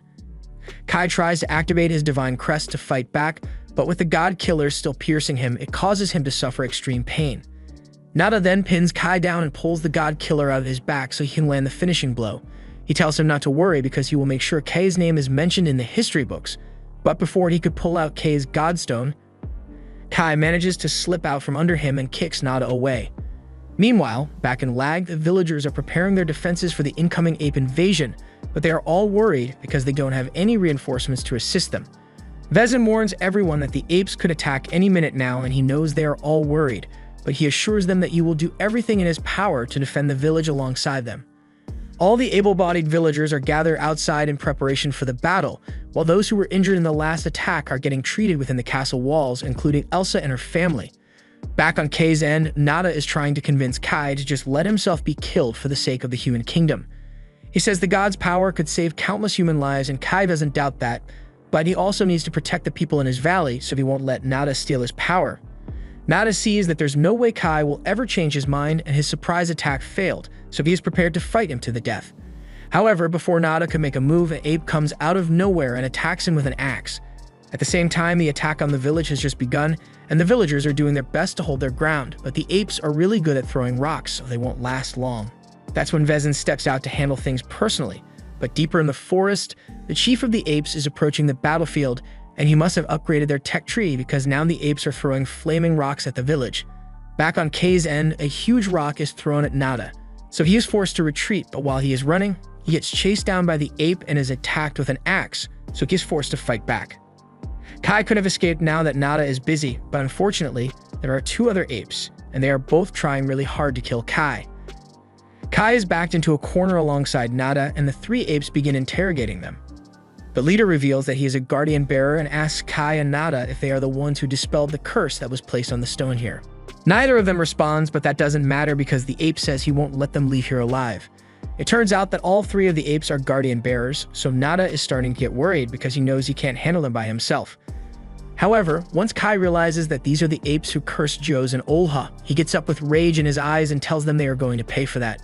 One of the apes tries to stab Kai with a spear, but Kai steps to the side to evade, and when the second ape tries to strike him, he jumps back, but before he could land, he gets caught on the spear and is thrown into the remains of a house. However, just as the ape was about to land a finishing blow, Kai is able to get back up and slash its stomach, but the wound wasn't deep enough to finish the ape off. And at the same time, Kai's wounds from earlier aren't healing because of that dagger Nada stabbed him with. Soon after, Nada shows up and starts asking where the apes went, but Kai isn't going to let himself get backstabbed again, so he gets ready to use his energy blade to take Nada out. However, before the two of them could start fighting, the apes begin taunting them from the shadows. Nada says he doesn't want to let the power of the arbitrator, God, fall into the hands of the apes, so as one of the apes attacks him, he tells them not to underestimate him and starts twirling his staff as a shield. However, he was not as strong as he thought because after a few hits from the ape, Nada gets knocked down and is now hitting the Yamcha pose. The ape then walks up to him and raises its axe to kill Nada. However, at the last second, Kai jumps in and saves him. Nada is shocked that Kai would go out of his way to help him after what he did earlier, but a moment later, the spear ape runs up to stab Kai, so Nada returns the favor and uses his flame magic to create a distraction so he and Kai can escape. Once Kai and Nada manage to make it to safety, Nada asks Kai why he chose to save someone who tried to kill him a few minutes ago. Kai says he was just acting on his instincts, and Nada finds that funny, but at the same time he is starting to understand why the arbitrator god chose to give Kai such tremendous power. The apes have begun searching for the two of them, and it's only a matter of time before they are found. Nada says they need to come up with a strategy. Right now their chances aren't looking good, but Nada approaches Kai and tells him that if he is willing to listen to his instructions, then both of them can make it out of this alive.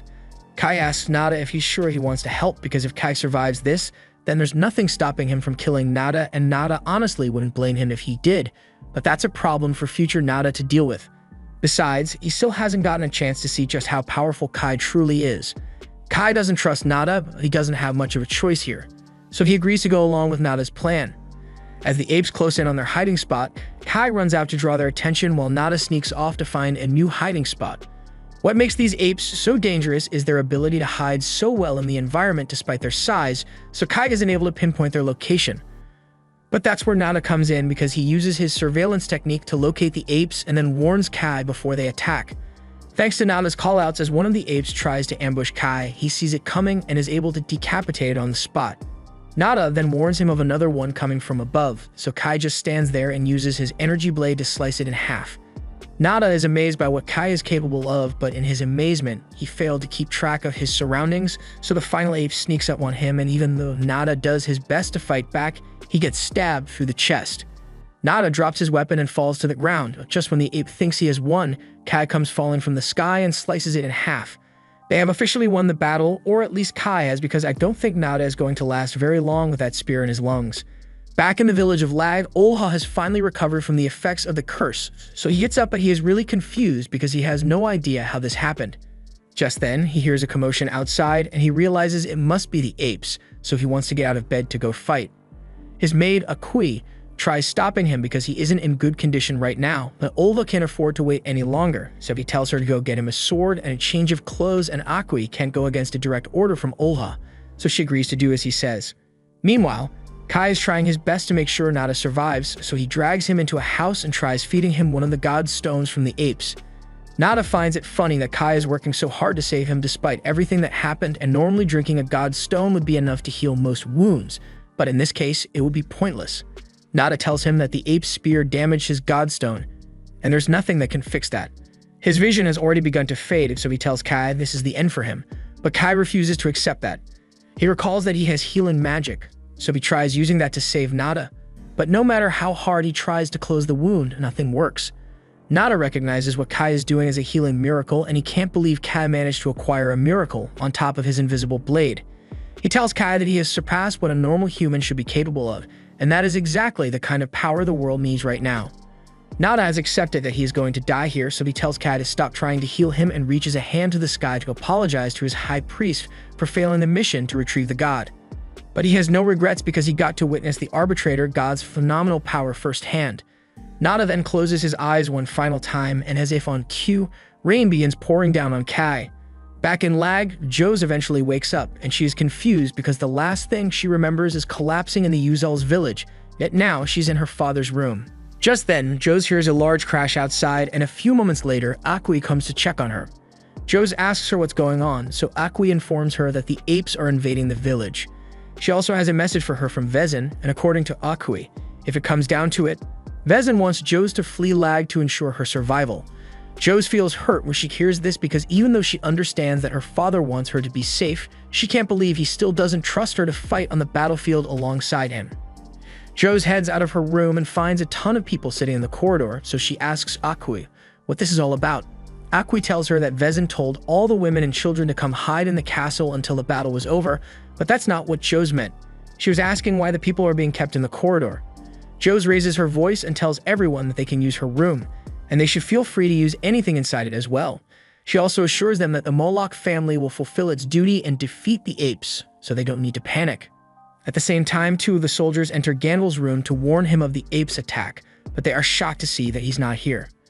One of them thinks Gandalf might have gone out to help in the fight, but the other one tells him there's no way that would happen. With how lazy and selfish Gandalf is, it is much more likely that he fled as soon as the fight started, and the soldier was right because Gandalf is currently running out to the village gates. Just then, a rock comes flying his way and Gandalf freaks out. It looks like all the rumors about Gandalf being stronger than Vezin were false because in reality, he's just a cowardly weakling, and the only reason he made it this far in the first place is because he was relying on Nada's strength. Up on the wall, Elsa has been bringing the soldiers some food to restore their energy. She apologizes that she couldn't make something better for them, but the soldiers are really grateful for her kindness. Elsa is about to head back down to restock the supply of food rations when she spots Gandalf trying to get the front gate open. And she wonders if he's going out to help fight the apes, but then she hears him say he wants to return to the capital as soon as possible. He demands that they open the gates immediately, but the men have been trying for a while now, and they aren't strong enough to do it. Gandalf eventually realizes there's a crank for the gate, so he starts opening the gates, and when the others see this, they run down to stop him. They try to tell Gandalf that if he opens the gate right now, then the apes might be able to get in, but Gandalf couldn't care less. Instead of being reasonable and maybe climbing over the wall instead, Gandalf decides to stab the soldier captain in the gut and yells for everyone to stay out of his way. No one liked Gandalf to begin with, but now that he has killed one of their own, they are prepared to jump him. Unfortunately, Gandalf manages to grab Elsa and holds her hostage to stop anyone from attacking him. He couldn't care less what happens to this village as long as he gets out alive, so once his carriage arrives, he cuts the rope to open the gates.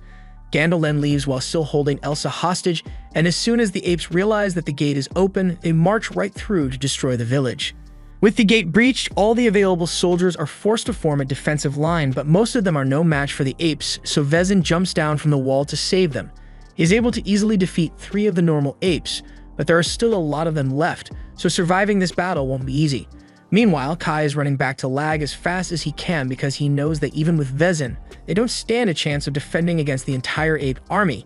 He still hasn't decided on what the proper way to use his power is, but he knows for sure that he wants to protect Lag, so that's what he's going to do. Back in Lag, a few of the officials are informed that the main gate has been breached, which is terrible news, but Vezin is there holding the apes off. However, hearing that Vezin is there makes the officials worry even more because they believe the apes are after Vezin's god's stone. At the same time, Gandalf is riding away from the mess he caused, and he knows this will be the end of the village of Lag, but he is glad he managed to kidnap a new toy for himself. However, Elsa has no intention of letting Gandalf anywhere near her, so she kicks him away.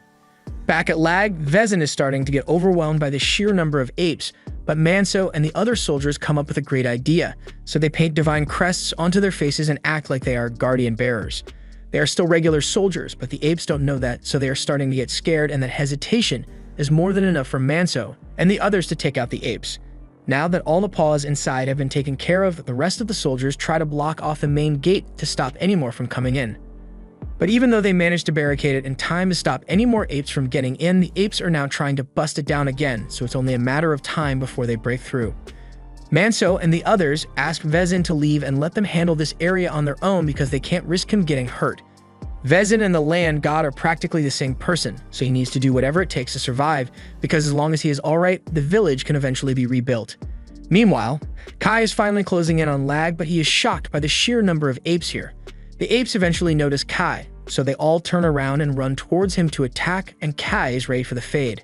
Back at the village, Olva considers running away for a brief moment, but then he is reminded of all the people whom he swore to protect, and he can't bring himself to turn his back on them. He asks one of the soldiers to go look after Jose and Olva to make sure the apes don't get to them, and in the meantime, he is going to remain here and fight. The apes eventually manage to break through the gate, so Vezin and the other soldiers get ready to fight. And Vezin can still easily overpower the regular apes, but now there are a few guardian bearers mixed into the ape forces, so he is starting to struggle. At the same time, Olva is slowly limping his way onto the battlefield, and even though he's not in good condition right now, he refuses to sit by and watch while the village is under attack. Once the other soldiers realize that Olva is here, they are all relieved because with an extra guardian bearer, they might have a fighting chance now. Olva is able to slash one of the apes in half with his sword as soon as he starts fighting, but due to his weakened state, he exhausts himself quickly. So when he faces one of the ape guardian bearers, his sword isn't able to cut through its neck, and he is knocked to the ground. The ape is about to finish Olva off, but at the last second, Jose jumps in to save him and blocks the strike with a shield. She manages to push the ape back, but her body is in a lot of pain since she hasn't properly recovered yet. She drops her shield and raises her spear to fight the ape. And while she may not be as strong as Olva or Vezin, she is very fast, so the ape can't keep track of her at all. And before it even realizes what's going on, Jose is able to jump into the air and slice its head off in one clean strike. Seeing Jose's victory gives all the soldiers a great sense of confidence, so they resume their fight against the apes, and with the combined strength of Vezin, Olva, and Jose, they are able to defeat the ape guardian bearers. Vezin looks over at Jose with pride because he had no idea that she had become such a competent fighter, but one of the dying apes tells him that a few extra guardian bearers won't be enough to save this village because their king is right outside. Vezin is a little worried, and strangely, the rest of the apes surrounding the village aren't attacking anymore, but it also doesn't look like they are retreating. Vezin goes to the wall to take a look, and to his surprise, he sees Kai ripping through the apes with his bare hands. He has no idea how Kai is doing that, but he seems like he's more than capable of handling the apes out there. So Vezin gets Kai's attention and throws a club over him so he can use it as a weapon.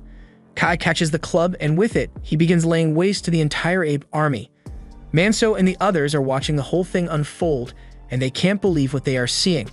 They already knew Kai was strong, but this level of strength is basically the same as a genuine guardian bearer.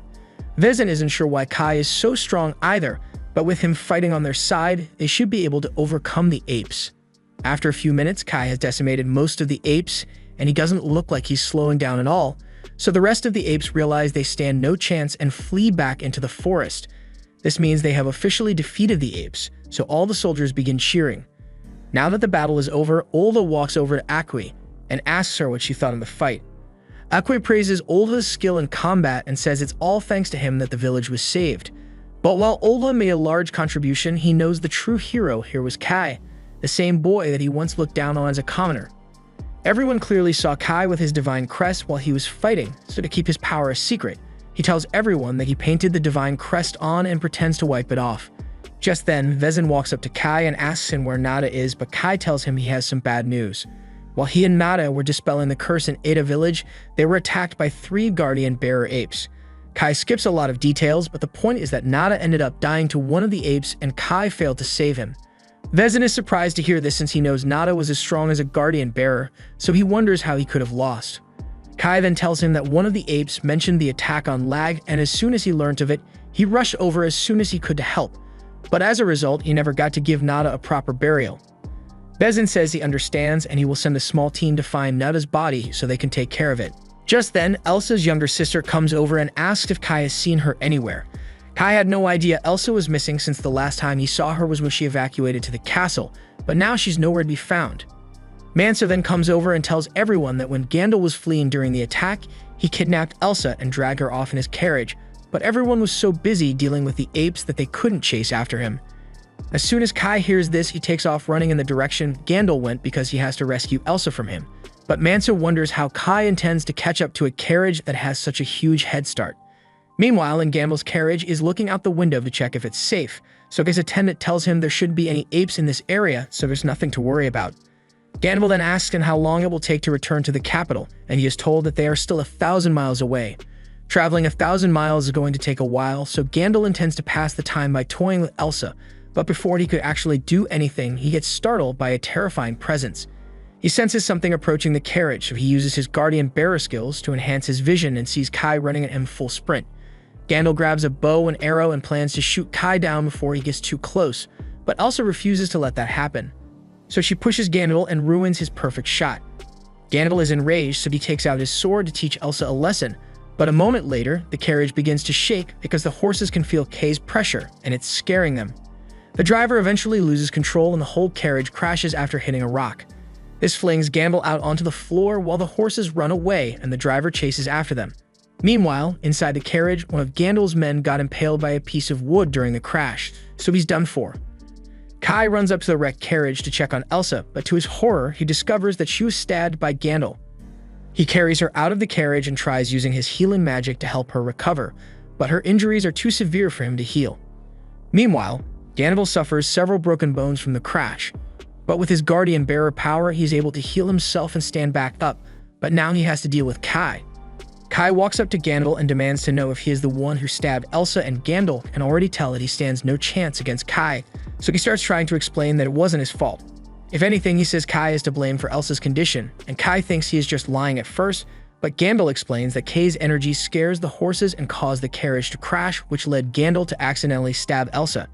Kai's anger falters for a second because he is starting to wonder if it really was his fault, but then he remembers that Gandalf kidnapped Elsa, so he is still to blame. Gandalf tries getting Kai to calm down for a second and tells him that he won't be able to get away with attacking an inspector, but Kai couldn't care less about Gandalf's status, so he grabs him by the neck and slams him to the ground. Gandalf begins saying he did nothing wrong because it is normal for the strong to take advantage of the weak, and commoners like Kai should never possess such power. But none of this is helping his case, so Kai grows tired of listening to Gandalf and rips his godstone out of his chest. He may have successfully gotten revenge for what Gandalf did to Elsa, but he still has no idea how to save Elsa. But then he realizes that he can use Gandalf's godstone to save her. By feeding it to her, it should give her enough energy to heal on her own, especially since it belonged to a guardian bearer.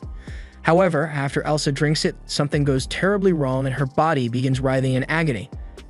Kai doesn't understand what's going on, and he doesn't know enough about guardian bearers to figure it out, so his only hope right now is to take Elsa to Porik and see if he can help. But as he is running, several apes watch him from inside the tree line.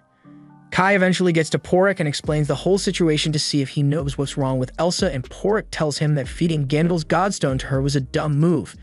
It is true that drinking a godstone can help with the healing process, but godstones from the same species can lead to severe poisoning unless precautions are taken. Worst case, Elsa is going to die from the poisoning, but there is still a way for her to be saved. So Porik begins making preparations to make Elsa vomit up the godstone. Kai leaves the tent to give Porik some space to work, but once he steps outside, he spots 3 apes approaching him and becomes defensive. He asks them if they are here to attack his valley as well, but to his surprise, the apes all kneel down and praise him because they recognize the crest of the god Kanae, and they would like him to follow them back to their fiefdom. Some time passes, and the Korras have been able to get Elsa to vomit up most of Gandalf's godstone, and they've also given her some uric antidote, so now all they can do is wait and hope that she survives. Porik heads outside to go inform Kai of Elsa's current condition, but as he leaves the tent, he is shocked to see several apes bowing at Kai's feet. He asks Kai what's going on, but Kai is just as confused as he is, so one of the apes speaks up. He says his name is Torud, and he once again pleads for Kai to accept their request, but Kai still has no idea what he's talking about. Porik tells Torrid to explain the problem, so he tells them that the ape land has become corrupted by someone, and from Porik's reaction, Kai can tell that this is a serious issue. Torrid goes on to explain that with the land and water corrupted, all the apes' food is gone, so all they can do is sit and wait to die out. The one responsible for all the corruption is the evil god, Diabo, and as soon as Kai hears that name, the arbitration god starts yelling in his head, telling Kai to destroy Diabo at all costs. It's so overwhelming that Kai is brought to his knees for a moment, but after he recovers, he turns to the apes and asks them why they think they have the right to ask him for help.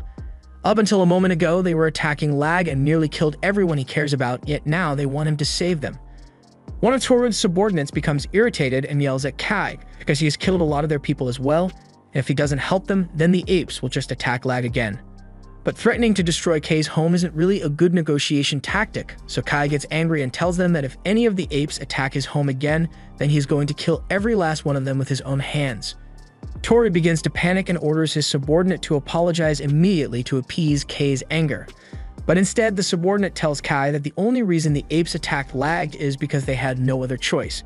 Their land has been corrupted and is now uninhabitable, so they need to find a new place to live as soon as possible. However, Kai couldn't care less about their problems after what they've done, so he tells them to leave and storms off into the tent. Porik follows him inside and sees Kai standing over Elsa's, so he tells him that they have finished treating her, but whether she survives or not will depend on the strength of her life force. Porik asks if Kai is willing to listen to the request that the apes made, but Kai points out that Elsa wouldn't be in the mess if they hadn't attacked Lag, so he doesn't plan to do anything to help them. Porik understands how Kai feels about this, but the apes made their petition to him according to the ancient customs, and since Kai is now the arbitration god, he cannot simply ignore them. He is known by many names: the god of Kanaya, the arbitration god, the valley god, but regardless all the different names he is called, all the races worship him equally. That's why the arbitration god is meant to be impartial to all the different tribes and protect them to maintain balance in the world. Kai thinks that's a lot of responsibility for one person to handle, since it sounds like Porik is asking him to save the world. But that's pretty much exactly what Porik means. Kai has inherited the power of the arbitration god, and this god is far more powerful than the various land gods that are scattered across the continent, so protecting the world is the arbitration god's destiny. Kai has a lot to think about, so he decides to head out to get some fresh air, and he's surprised to see that the apes are still there waiting for him. But he has nothing to say to them right now, so he simply walks past them. Kai then heads down into the valley and sits by the valley god's gravestone. He is still trying to wrap his head around this whole thing, because it's hard to believe that he is expected to save the world now. And if the valley god's power is so amazing, then he asks why it was given to someone like him.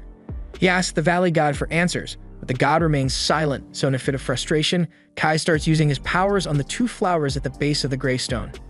However, he is stopped by Aru because she doesn't want him to hurt the poor flowers for no reason. Kai realizes he may have overreacted, so he gets up and decides to head back out of the valley, leaving Aru really confused since she has never seen Kai act like that before. Back at the top of the valley, Porik is having a friendly conversation with the apes, and he tells them he is impressed that they are so fluent in the human language. Just then, Kai returns and he walks straight past the apes to tell Porik that he's going to return to Lag now. Torrid's subordinate gets agitated and asks if that means Kai is rejecting their request, but yells at him and says he's still thinking about it. He hasn't decided whether he's going to help the apes or not, but for now, he really needs to get back to Lag because they'll be worried if he doesn't return soon. He can't take Elsa back with him in her current condition, so he asks Porik to take care of her while he is gone. Kai then runs off, and once he is out of sight, Torrid asks Porik if he thinks Kai will actually agree to help them. Porik can't say that he knows what Kai will do, but he can say with confidence that Kai isn't the kind of person who would blindly ignore his duties. Eventually, Kai makes it back to Lag, and everyone is glad to see that he is alright. They ask him what happened out there, so Kai lies and says he wasn't able to track Gandalf down. After all, he can't exactly tell them that he killed the inspector or that he fed his godstone to Elsa, so he allows everyone to believe that Gandalf managed to escape with Elsa. Manso feels bad for Kai since he knows how close he and Elsa were, so he tells him he can go get some rest for now, but before that, Kai says he needs to speak with Vezin. A little while later, Kai is brought up to Vezin's office and tells him that the apes will most likely attack again in the near future. Everyone is shocked to hear this since they assume the apes wouldn't be coming back, but if there's really a chance that the apes could attack again, then they will need to prepare themselves for battle.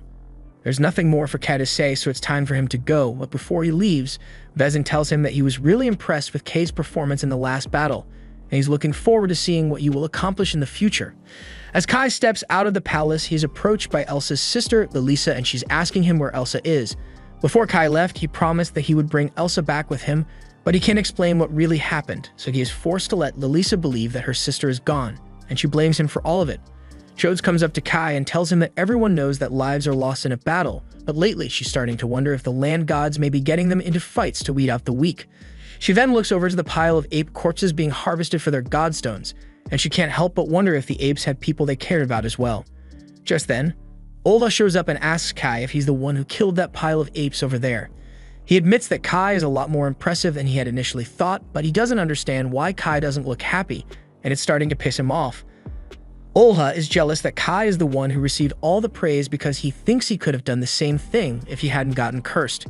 He thinks that if he had been the one to slay the apes, then word of it might have gotten back to the kingdom, and it would have improved the Moloch family's status. He takes his sword and starts stabbing the ape corpse in frustration, but even if it's an ape, desecration of a corpse is heavily frowned upon, so Kai grabs Olda's arm to get him to stop. However, in a fit of rage, Olda pushes Kai to the ground and points his sword at him, saying he shouldn't get cocky because he won't be Lag's starfighter forever. Kai tells him he doesn't care about any of the praise or fame because as things are, more people are going to die if there's another battle. He'll be much happier if he could stop the apes from attacking altogether, but Olda tells him that will never happen since humans and demi-humans have been at war for generations and nothing is going to change that. However, Kai refuses to accept such a fate, so he has finally come to a decision and knows what he needs to do. He heads back up to Vezin's office and asks him for permission to go investigate the ape territory. Vezin is starting to get suspicious because it's weird that Kai wants to go out on another mission when he just got back, but even if Kai is hiding something, he still trusts him enough to handle himself out there. After making a few preparations, Kai is ready to head out, but before he goes, Menso gives him a new spear since his old one is broken. Joe's also has a gift for him, so she tells Kai she wants him to take her knife with him. Kai is grateful, and he doesn't think he deserves such a valuable knife. However, Joe's tells him to just take it already. She wants him to think of it as a good luck charm, and if he is ever in danger, she tells him to use it without hesitation. Kai thanks her for her thoughtfulness, but as he is leaving the village, he wonders if he will ever get to see Joe's again. He doesn't know for sure whether he can defeat the evil god or not, but he has already decided to go through with it, so he's just going to have to do his best. Meanwhile, out in the desert, a few of the Korras are taking care of Gandalf's body so no one finds out what Kai did, and back at the Korra village, Kai informs the apes that he is willing to accept their request. The apes can hardly believe it, but Kai assures them that he is serious. However, he is only going to fulfill their request if they can promise they won't attack Lag while he is gone. The apes swear that they won't try to invade Lag anymore, so Kai is about to follow them so they can lead him to the ape land. However, before he leaves, Portik reminds him that there is still a lot of hatred between the apes and the humans, so if he travels into ape territory as he is now, he might encounter some trouble. To fix this, he gives Kai some traditional Korra's clothing, and as long as Kai is wearing this, any ape that sees him will assume he is a Korra as well. After that, Kai heads over to Elsa's tent to check on her one last time before he departs. He knows she probably can't hear him, but he tells her that her sister is really worried about her, and he's going to be gone for a while, so he hopes she'll be better by the time he returns. He then leaves the tent, but to his surprise, as soon as he steps out, he sees the Korras holding the axe that belonged to the strong orc guardian bearer, Adurakan. Portik explains that they took the axe after Kai killed Adurakan, but it might prove useful to him if he gets into a fight in the ape territory. The axe is comically large for Kai's body, but he is able to swing it around pretty easily, so he decides to keep it.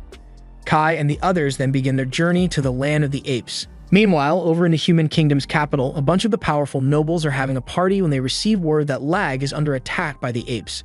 However, they couldn't care less because Lag is a remote village, so even if it gets destroyed, it won't affect their lives at all. In fact, the reason they are able to enjoy such peaceful lives out here is because they routinely let small villages like Lag die out while fighting against the demi-humans, and they don't plan on stopping anytime soon. At the same time, Kai has finally made it to the apes' land, and the situation is just as bad as they had described because there's a thick black fog over the entire area. They begin walking through what's left of the ape settlements, and Kai spots a bunch of dead bodies nearby. The apes explain that those are the apes who were killed by Diabo, but Kai still doesn't know much about this evil god, so he asks Portik for a little info. Portik has never met Diabo before, but he has heard of the legend, so he tells Kai that Diabo is a god that has appeared many times in this world and caused mayhem. The last time Diabo appeared, it was the previous arbitration god who defeated him, so the story has been passed down for generations. As a result of Diabo's curse on this land, plants cannot grow, even the fish in the river have all died. Torrid eventually leads Kai to a massive tree in the middle of the ape village and tells him the village chief, Abrador, is inside waiting for him, so Kai goes to meet with him, but he's not sure what to expect.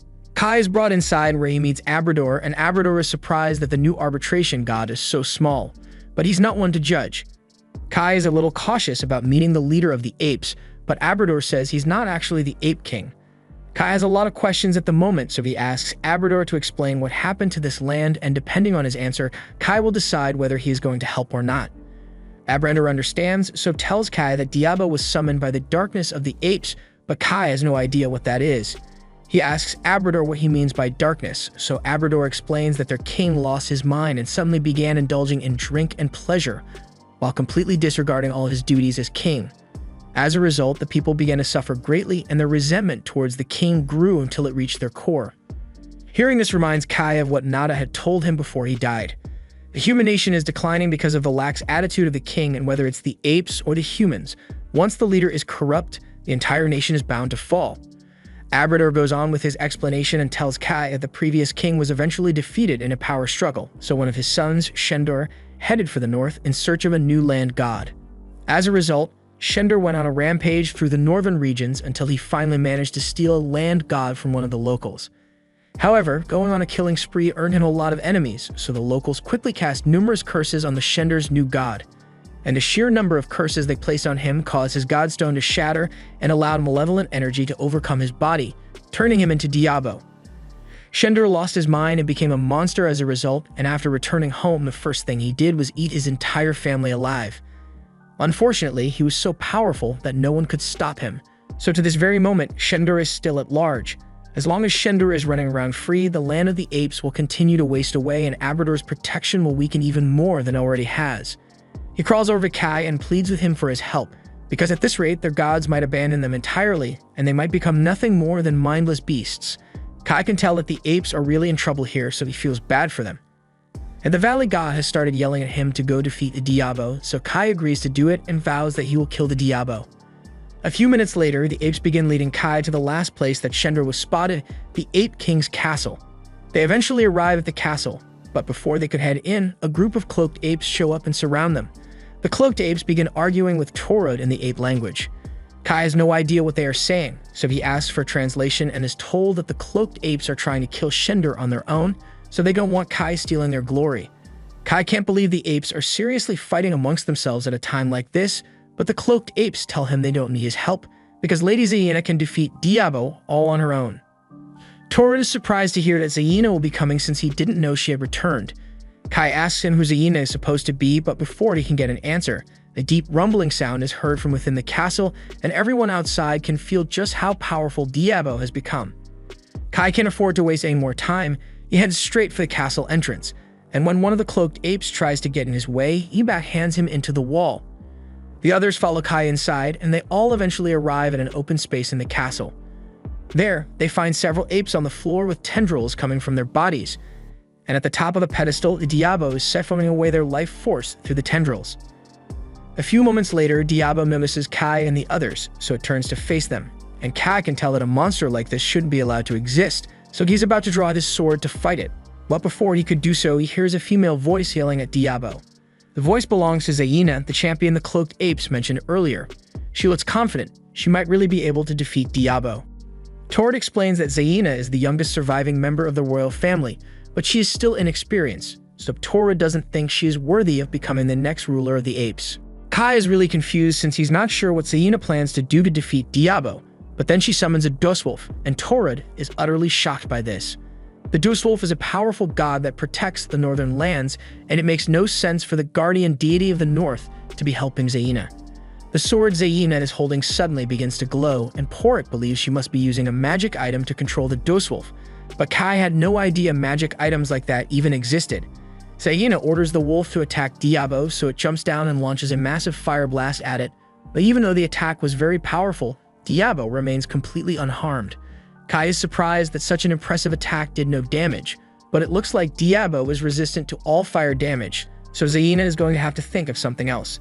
Zaina is starting to panic because she didn't come up with a backup plan in case the fire didn't work, so she tries ordering the wolf to attack again. However, the wolf is starting to resist the control of her magic item, so Zaina yells for her subordinates to help her. All of a sudden, a few apes run up to the wolf with a fistful of weed and shove it in the wolf's mouth. The wolf then inadvertently burns it all with its fire breath, and it is now way too high to fight back against Zaina's control. Kai asks Porik if he understands what just happened, so Porik explains that those apes most likely fed the wolf a calming herb to stop it from fighting back against Zaina, but too much of that herb can be poisonous, so they are playing a dangerous game here and Kai doesn't like it. Now that Zaina has control over the wolf again, she orders it to attack Diabo with its fangs, so the wolf jumps up and bites a chunk out of Diabo's neck. But in the process, the wolf gets sprayed with a ton of Diabo's blood, and as soon as the blood makes contact, the wolf passes out for some reason. Kai has no idea why the wolf went down when it didn't suffer any damage, but after seeing it fight, he believes he could defeat Diabo if he and the wolf work together. As for why the wolf passed out, Tord explains that Diabo's entire body acts like a deadly poison and anyone afflicted with it is bound to die eventually. And that curse extends to more than just Diabo's blood, because the piece of flesh that the wolf ripped out of Diabo suddenly begins to move and starts draining the life force of the apes nearby. Tord says many of his kin were killed like this, but he thinks this is a great chance for Kai to attack Diabo and help raise Abrador's status, while Zaina's group is distracted, but Kai says he doesn't care about the stupid ape power struggle. He runs over to the wolf and places his hand on its body to check if it is still alive. Thankfully, the wolf is still breathing, but its spiritual energy is really faint, and it feels like its godstone has been weakened somehow. Kai thinks the poison from Diabo might have done so much damage that it knocked the god of its godstone, and if that's the case, then Kai needs to act fast if he wants to save it. He begins channeling his energy into the wolf's godstone, and there's an electric reaction, so he can tell that it's working. However, before Kai goes any further, he is reminded of what happens to Elsa, and that makes him wonder if he should really use his powers like this. But all of a sudden, he is snapped out of it because Porik and the others are working hard to protect him while he's trying to save the wolf, and if things drag on much longer, then they might all end up dying.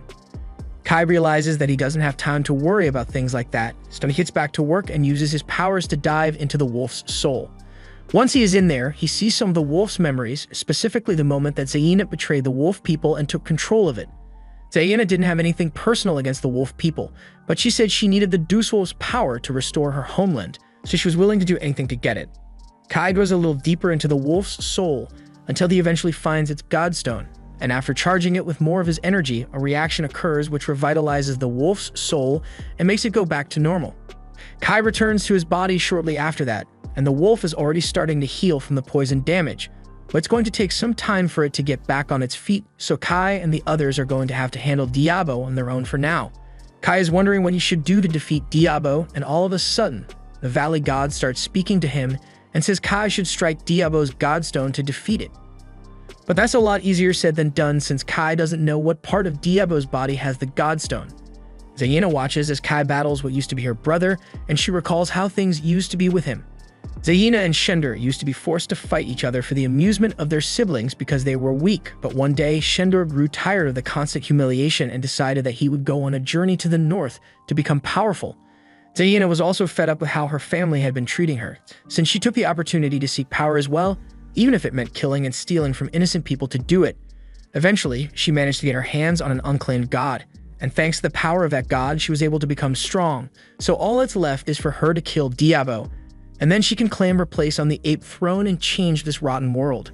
She prepares to attack Diabo again, but then she realizes that the wolf is still on the ground over there, so she jumps down and tries to order it to attack Diabo in spite of its current state. She is about to hit the wolf for not listening to her, but Kai grabs her hand and tells her to leave the wolf alone because it hasn't fully healed yet.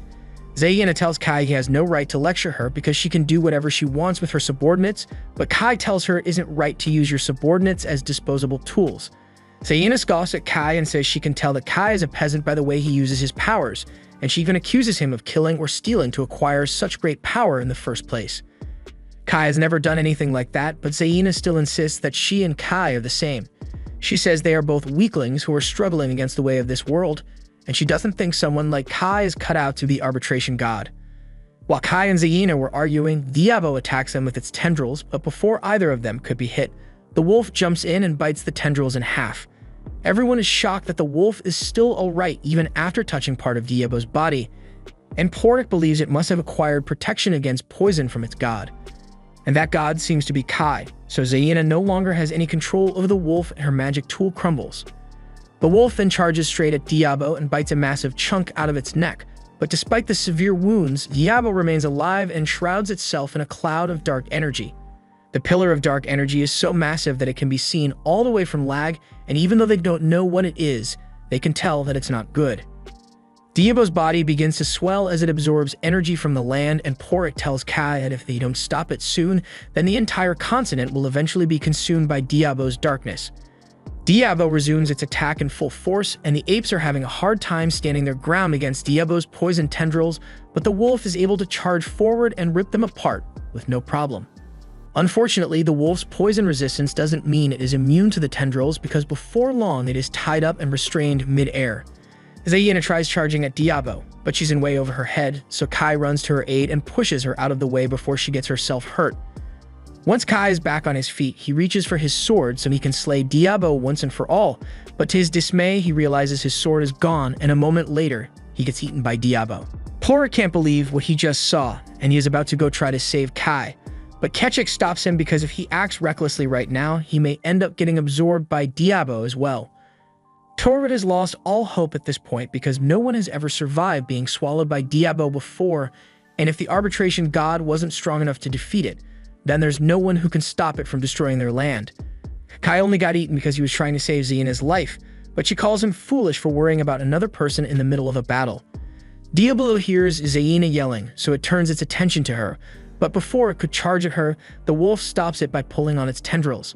However, with the difference in strength, it won't be able to hold Diabo back for very long. Meanwhile, inside Diabo, Kai has just regained consciousness, and he is trying to figure out what happened to him. He is surrounded by walls of flesh, but this entire place smells like a godstone, and he can't muster enough strength to get out.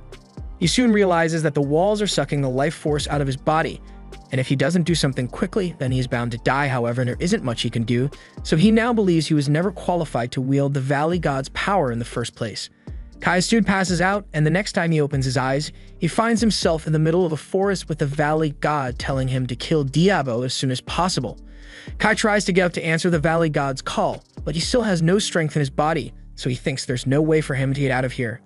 A few moments later, Kai sees a glowing figure standing over in the distance, and it is telling him to kill Diabo, so Kai realizes this must be the Valley God. He asks the Valley God why he chose someone like him as his successor, because he doesn't have what it takes to save the world, but the Valley God just tells him to stand up and overcome death to show the world his light. The Valley God shows Kai a vision of what will eventually happen if he doesn't kill Diabo today, and Kai sees the land being corrupt by Diabo's energy. The corruption spreads so far that even Elsa and the rest of Kai's friends are all consumed, and Kai can't bear to see everyone die, so he is desperately trying to get up so he can save them. Meanwhile, over in Lag, dark clouds have begun to form in the sky. And even though Vezin isn't sure about what's causing it, he can tell that it's not good news, so he orders everyone to grab their weapons and get ready in case something happens. Inside Diabo, Kai still needs to find a way to survive, so he thinks about how Diabo is sucking the life force out of his body using the flesh walls. And to stop his life force from being drained, he needs something like a shell, so he managed to use his magic to create a layer of armor around his body. With this new form, Kai is able to rip through the flesh walls and break out of Diabo's body, much to everyone's surprise. Diabo tries to attack Kai with its tendrils again, but Kai catches them without even looking and rips them apart with his bare hands. He then draws his sword and stabs Diabo in the tail. But it's going to take a lot more than that to finish it off. Kai declares that today is the last day Diabo will ever see, and Diabo is so enraged that it lunges at him, but Duswolf jumps in and knocks Diabo out of the way. Zadina is shocked that Duswolf is willingly helping Kai because that means it must have acknowledged him as a worthy fighter, and all the other apes believe in Kai's strength as well. But Zaina refuses to acknowledge him because she's a hater. While Zaina is up there preying on Kai's downfall, Kai and Duswolf charge toward Diabo to finish it off. Kai knows he has to destroy Diabo's Godstone, but the monster is so big that he's not sure where the Godstone is located. So he decides to destroy its entire body. Duswolf runs ahead and grabs Diabo by the neck to hold it in place, and Kai jumps down from above while charging up his energy blade, and once he lands, he slices Diabo's head clean off his body. It looks like this is a clear victory for Kai, But unfortunately, Diabo's Godstone wasn't destroyed by his slash, so its head begins to regenerate. Kai realizes this must be the main body, so the Godstone is definitely somewhere in there, but Diabo has already realized that it stands no chance against Kai, so as soon as it grows some new legs, it starts running away. Kai refuses to let it escape, so he chases after Diabo's main body, but it turns out that the other half is still alive as well and is trying to rejoin the main body, so the others have to hold it back until Kai can finish off the main body. The main body is heading straight for the cave's exit, so Kai yells out to Zaina and tells her to block its path because if it escapes, it will consume every living thing on the land. Zaina is still jealous of Kai, but she's not an idiot, so she agrees to do as he asks and orders her men to raise their shields and stop Diabo at all costs. Zaina's men are able to keep Diabo contained long enough for Kai to catch up, so he jumps on top of it and punches for Diabo's body to try to get to its Godstone. However, it is too meaty for Kai to reach all the way in, so instead, he just rips Diabo's body apart. As a result, Diabo's Godstone is finally exposed, but the Godstone shape shifts one last time, so Kai still needs to keep fighting. Since this form is the Godstone, once Kai has destroyed it, Diabo will officially be dead, but it's not going to be that easy because all the destroyed pieces of Diabo are starting to move again. The flesh is trying to rejoin the Godstone, so everyone is doing their best to make sure that doesn't happen. And in the meantime, Zaina manages to pin Diabo to the floor. She knows she isn't strong enough to pierce his body on her own, so as much as she wanted to claim the glory for defeating it, she asks Kai to hurry up and finish Diabo off already. Kai wastes no time and jumps on top of Diabo to dig out its Godstone, but to his surprise, he realizes that the Godstone isn't in here anymore. Just then, another mass of flesh forms behind Zaina, so she's forced to back off, and Kai believes this must be the part that holds Diabo's Godstone, so he needs to destroy it quickly. Zaina comes back and stabs Diabo while it's not paying attention, and this gives Kai the perfect opportunity to finish it off, so he stabs Diabo with his energy blade and pulls out its Godstone. As Kai does this, the flesh masses of Diabo finally stop moving, but to make sure Diabo won't resurrect itself again, Kai cuts the Godstone in half. This officially puts an end to Diabo, but it doesn't look like it's over because an eye appears in the Godstone fluid, and it begins to rise as it releases the body of Shendor. The flesh of Diabo suddenly begins to vanish and Shendor opens his eyes once more. He is very confused, and as soon as he recognizes Zaina, he asks her what happened to Diabo. Zaina informs him that Diabo has been dealt with and Shendor is relieved to hear that, but he is still going to have to face severe consequences as the one who caused this whole mess in the first place. Kai is glad that he has finally accomplished his mission, but as soon as he relaxes, he ends up collapsing because he used up way too much energy during the fight against Diabo. Porik and Ketchuk rush over to check on him, and thankfully Kai says he's alright, but he's really hungry right now, so they'll get him something to eat once they get back to the ape village. Meanwhile, as Zaina helps Shendor up so they can go home, he asks her who the boy is, and she explains that he is the one who saved them. Shendor knows all of this was his fault, but before he faces the consequences, he wants to warn Zaina not to let power go to her head because it will lead her down a dark path. Zaina understands what he's trying to tell her because up until a moment ago, all she could think about was the glory she would gain from killing Diabo, but now she understands that saving the ape land should have been her top priority. A little while later, Kai wakes up in the Abrador's house and everyone is glad to see that he is alright. Thanks to him, the ape village has been restored to its former glory, and all the apes are excitedly celebrating outside. Kai heads out to see the people, and they all happily cheer for him as their savior. But that's not all because they've also prepared a great feast in Kai's honor. When Kai sees all the food that they have laid out for him, he is honestly really impressed because this is the largest meal anyone has ever prepared for him. Abrador tells him it's all his so he can dig in whenever he wants, and Kai is still really hungry from his fight earlier, so he digs in. The next morning, Kai is set to return home, so Abrador and the other apes bid him farewell. And because Kai saved their village, he has established a friendship with over 10,000 apes that live here. As Kai and his group are leaving the village, he spots Zaina standing nearby, so he walks up to her and asks what she wants. She says that even though this isn't how she wanted things to happen, the village is safe thanks to Kai, so as the queen, she wants to thank him for all his help. Kai is surprised to hear Zaina call herself the queen, but she's not claiming the title without reason. She reveals that she has inherited the ape people's royal god, so she is officially a queen of the apes. However, Abrador and the others still don't acknowledge her yet, so she says she is going to have to make them acknowledge her as queen one way or another. In any case, as the queen, it is her duty to properly thank Kai, so she tells him she will grant any one request he has. Since Zaina is offering, Kai says he wants her to release Duswolf immediately, but Zaina tells him Duswolf is already free. In order to inherit the royal god, she had to undo her contract with him, So he was released to return to his people in the mountains a while ago. Eventually, Kai makes it back to Lag, and Joes is in the middle of training when he walks up to her. She is glad that he made it back safely and asks how his mission went, so Kai tells her there are no more apes in the area. Joes finds that hard to believe, but Kai tells her he pursued them deep into the forest, so he is sure they won't attack their village again anytime soon. He also wants to thank Joes for lending him her sword because it really helped him get through a tough battle. Joes is glad that she was able to help him out, but she notices that something's a little different about Kai. Almost like he has more responsibility on his shoulders, but Kai doesn't think much has changed for him. Although he's a little confused because Joes has been holding onto his hand for an awfully long time now. Just then, Manso and the rest of Kai's friends show up, so Joes gets embarrassed and runs off. Vizen has been paying close attention to Kai lately, and he gets the feeling that Kai has matured a lot, but Basco doesn't see the difference. Just then, Ola comes out onto the terrace as well, and Vezin asks him if he is feeling better yet, and he seems to have made a full recovery, but he still has a few concerns. First of all, they haven't heard any news about Gandalf or the girl he kidnapped, and the scouts they sent out say he wasn't seen at any of the nearby villages, meaning he must have gone missing while he was fleeing.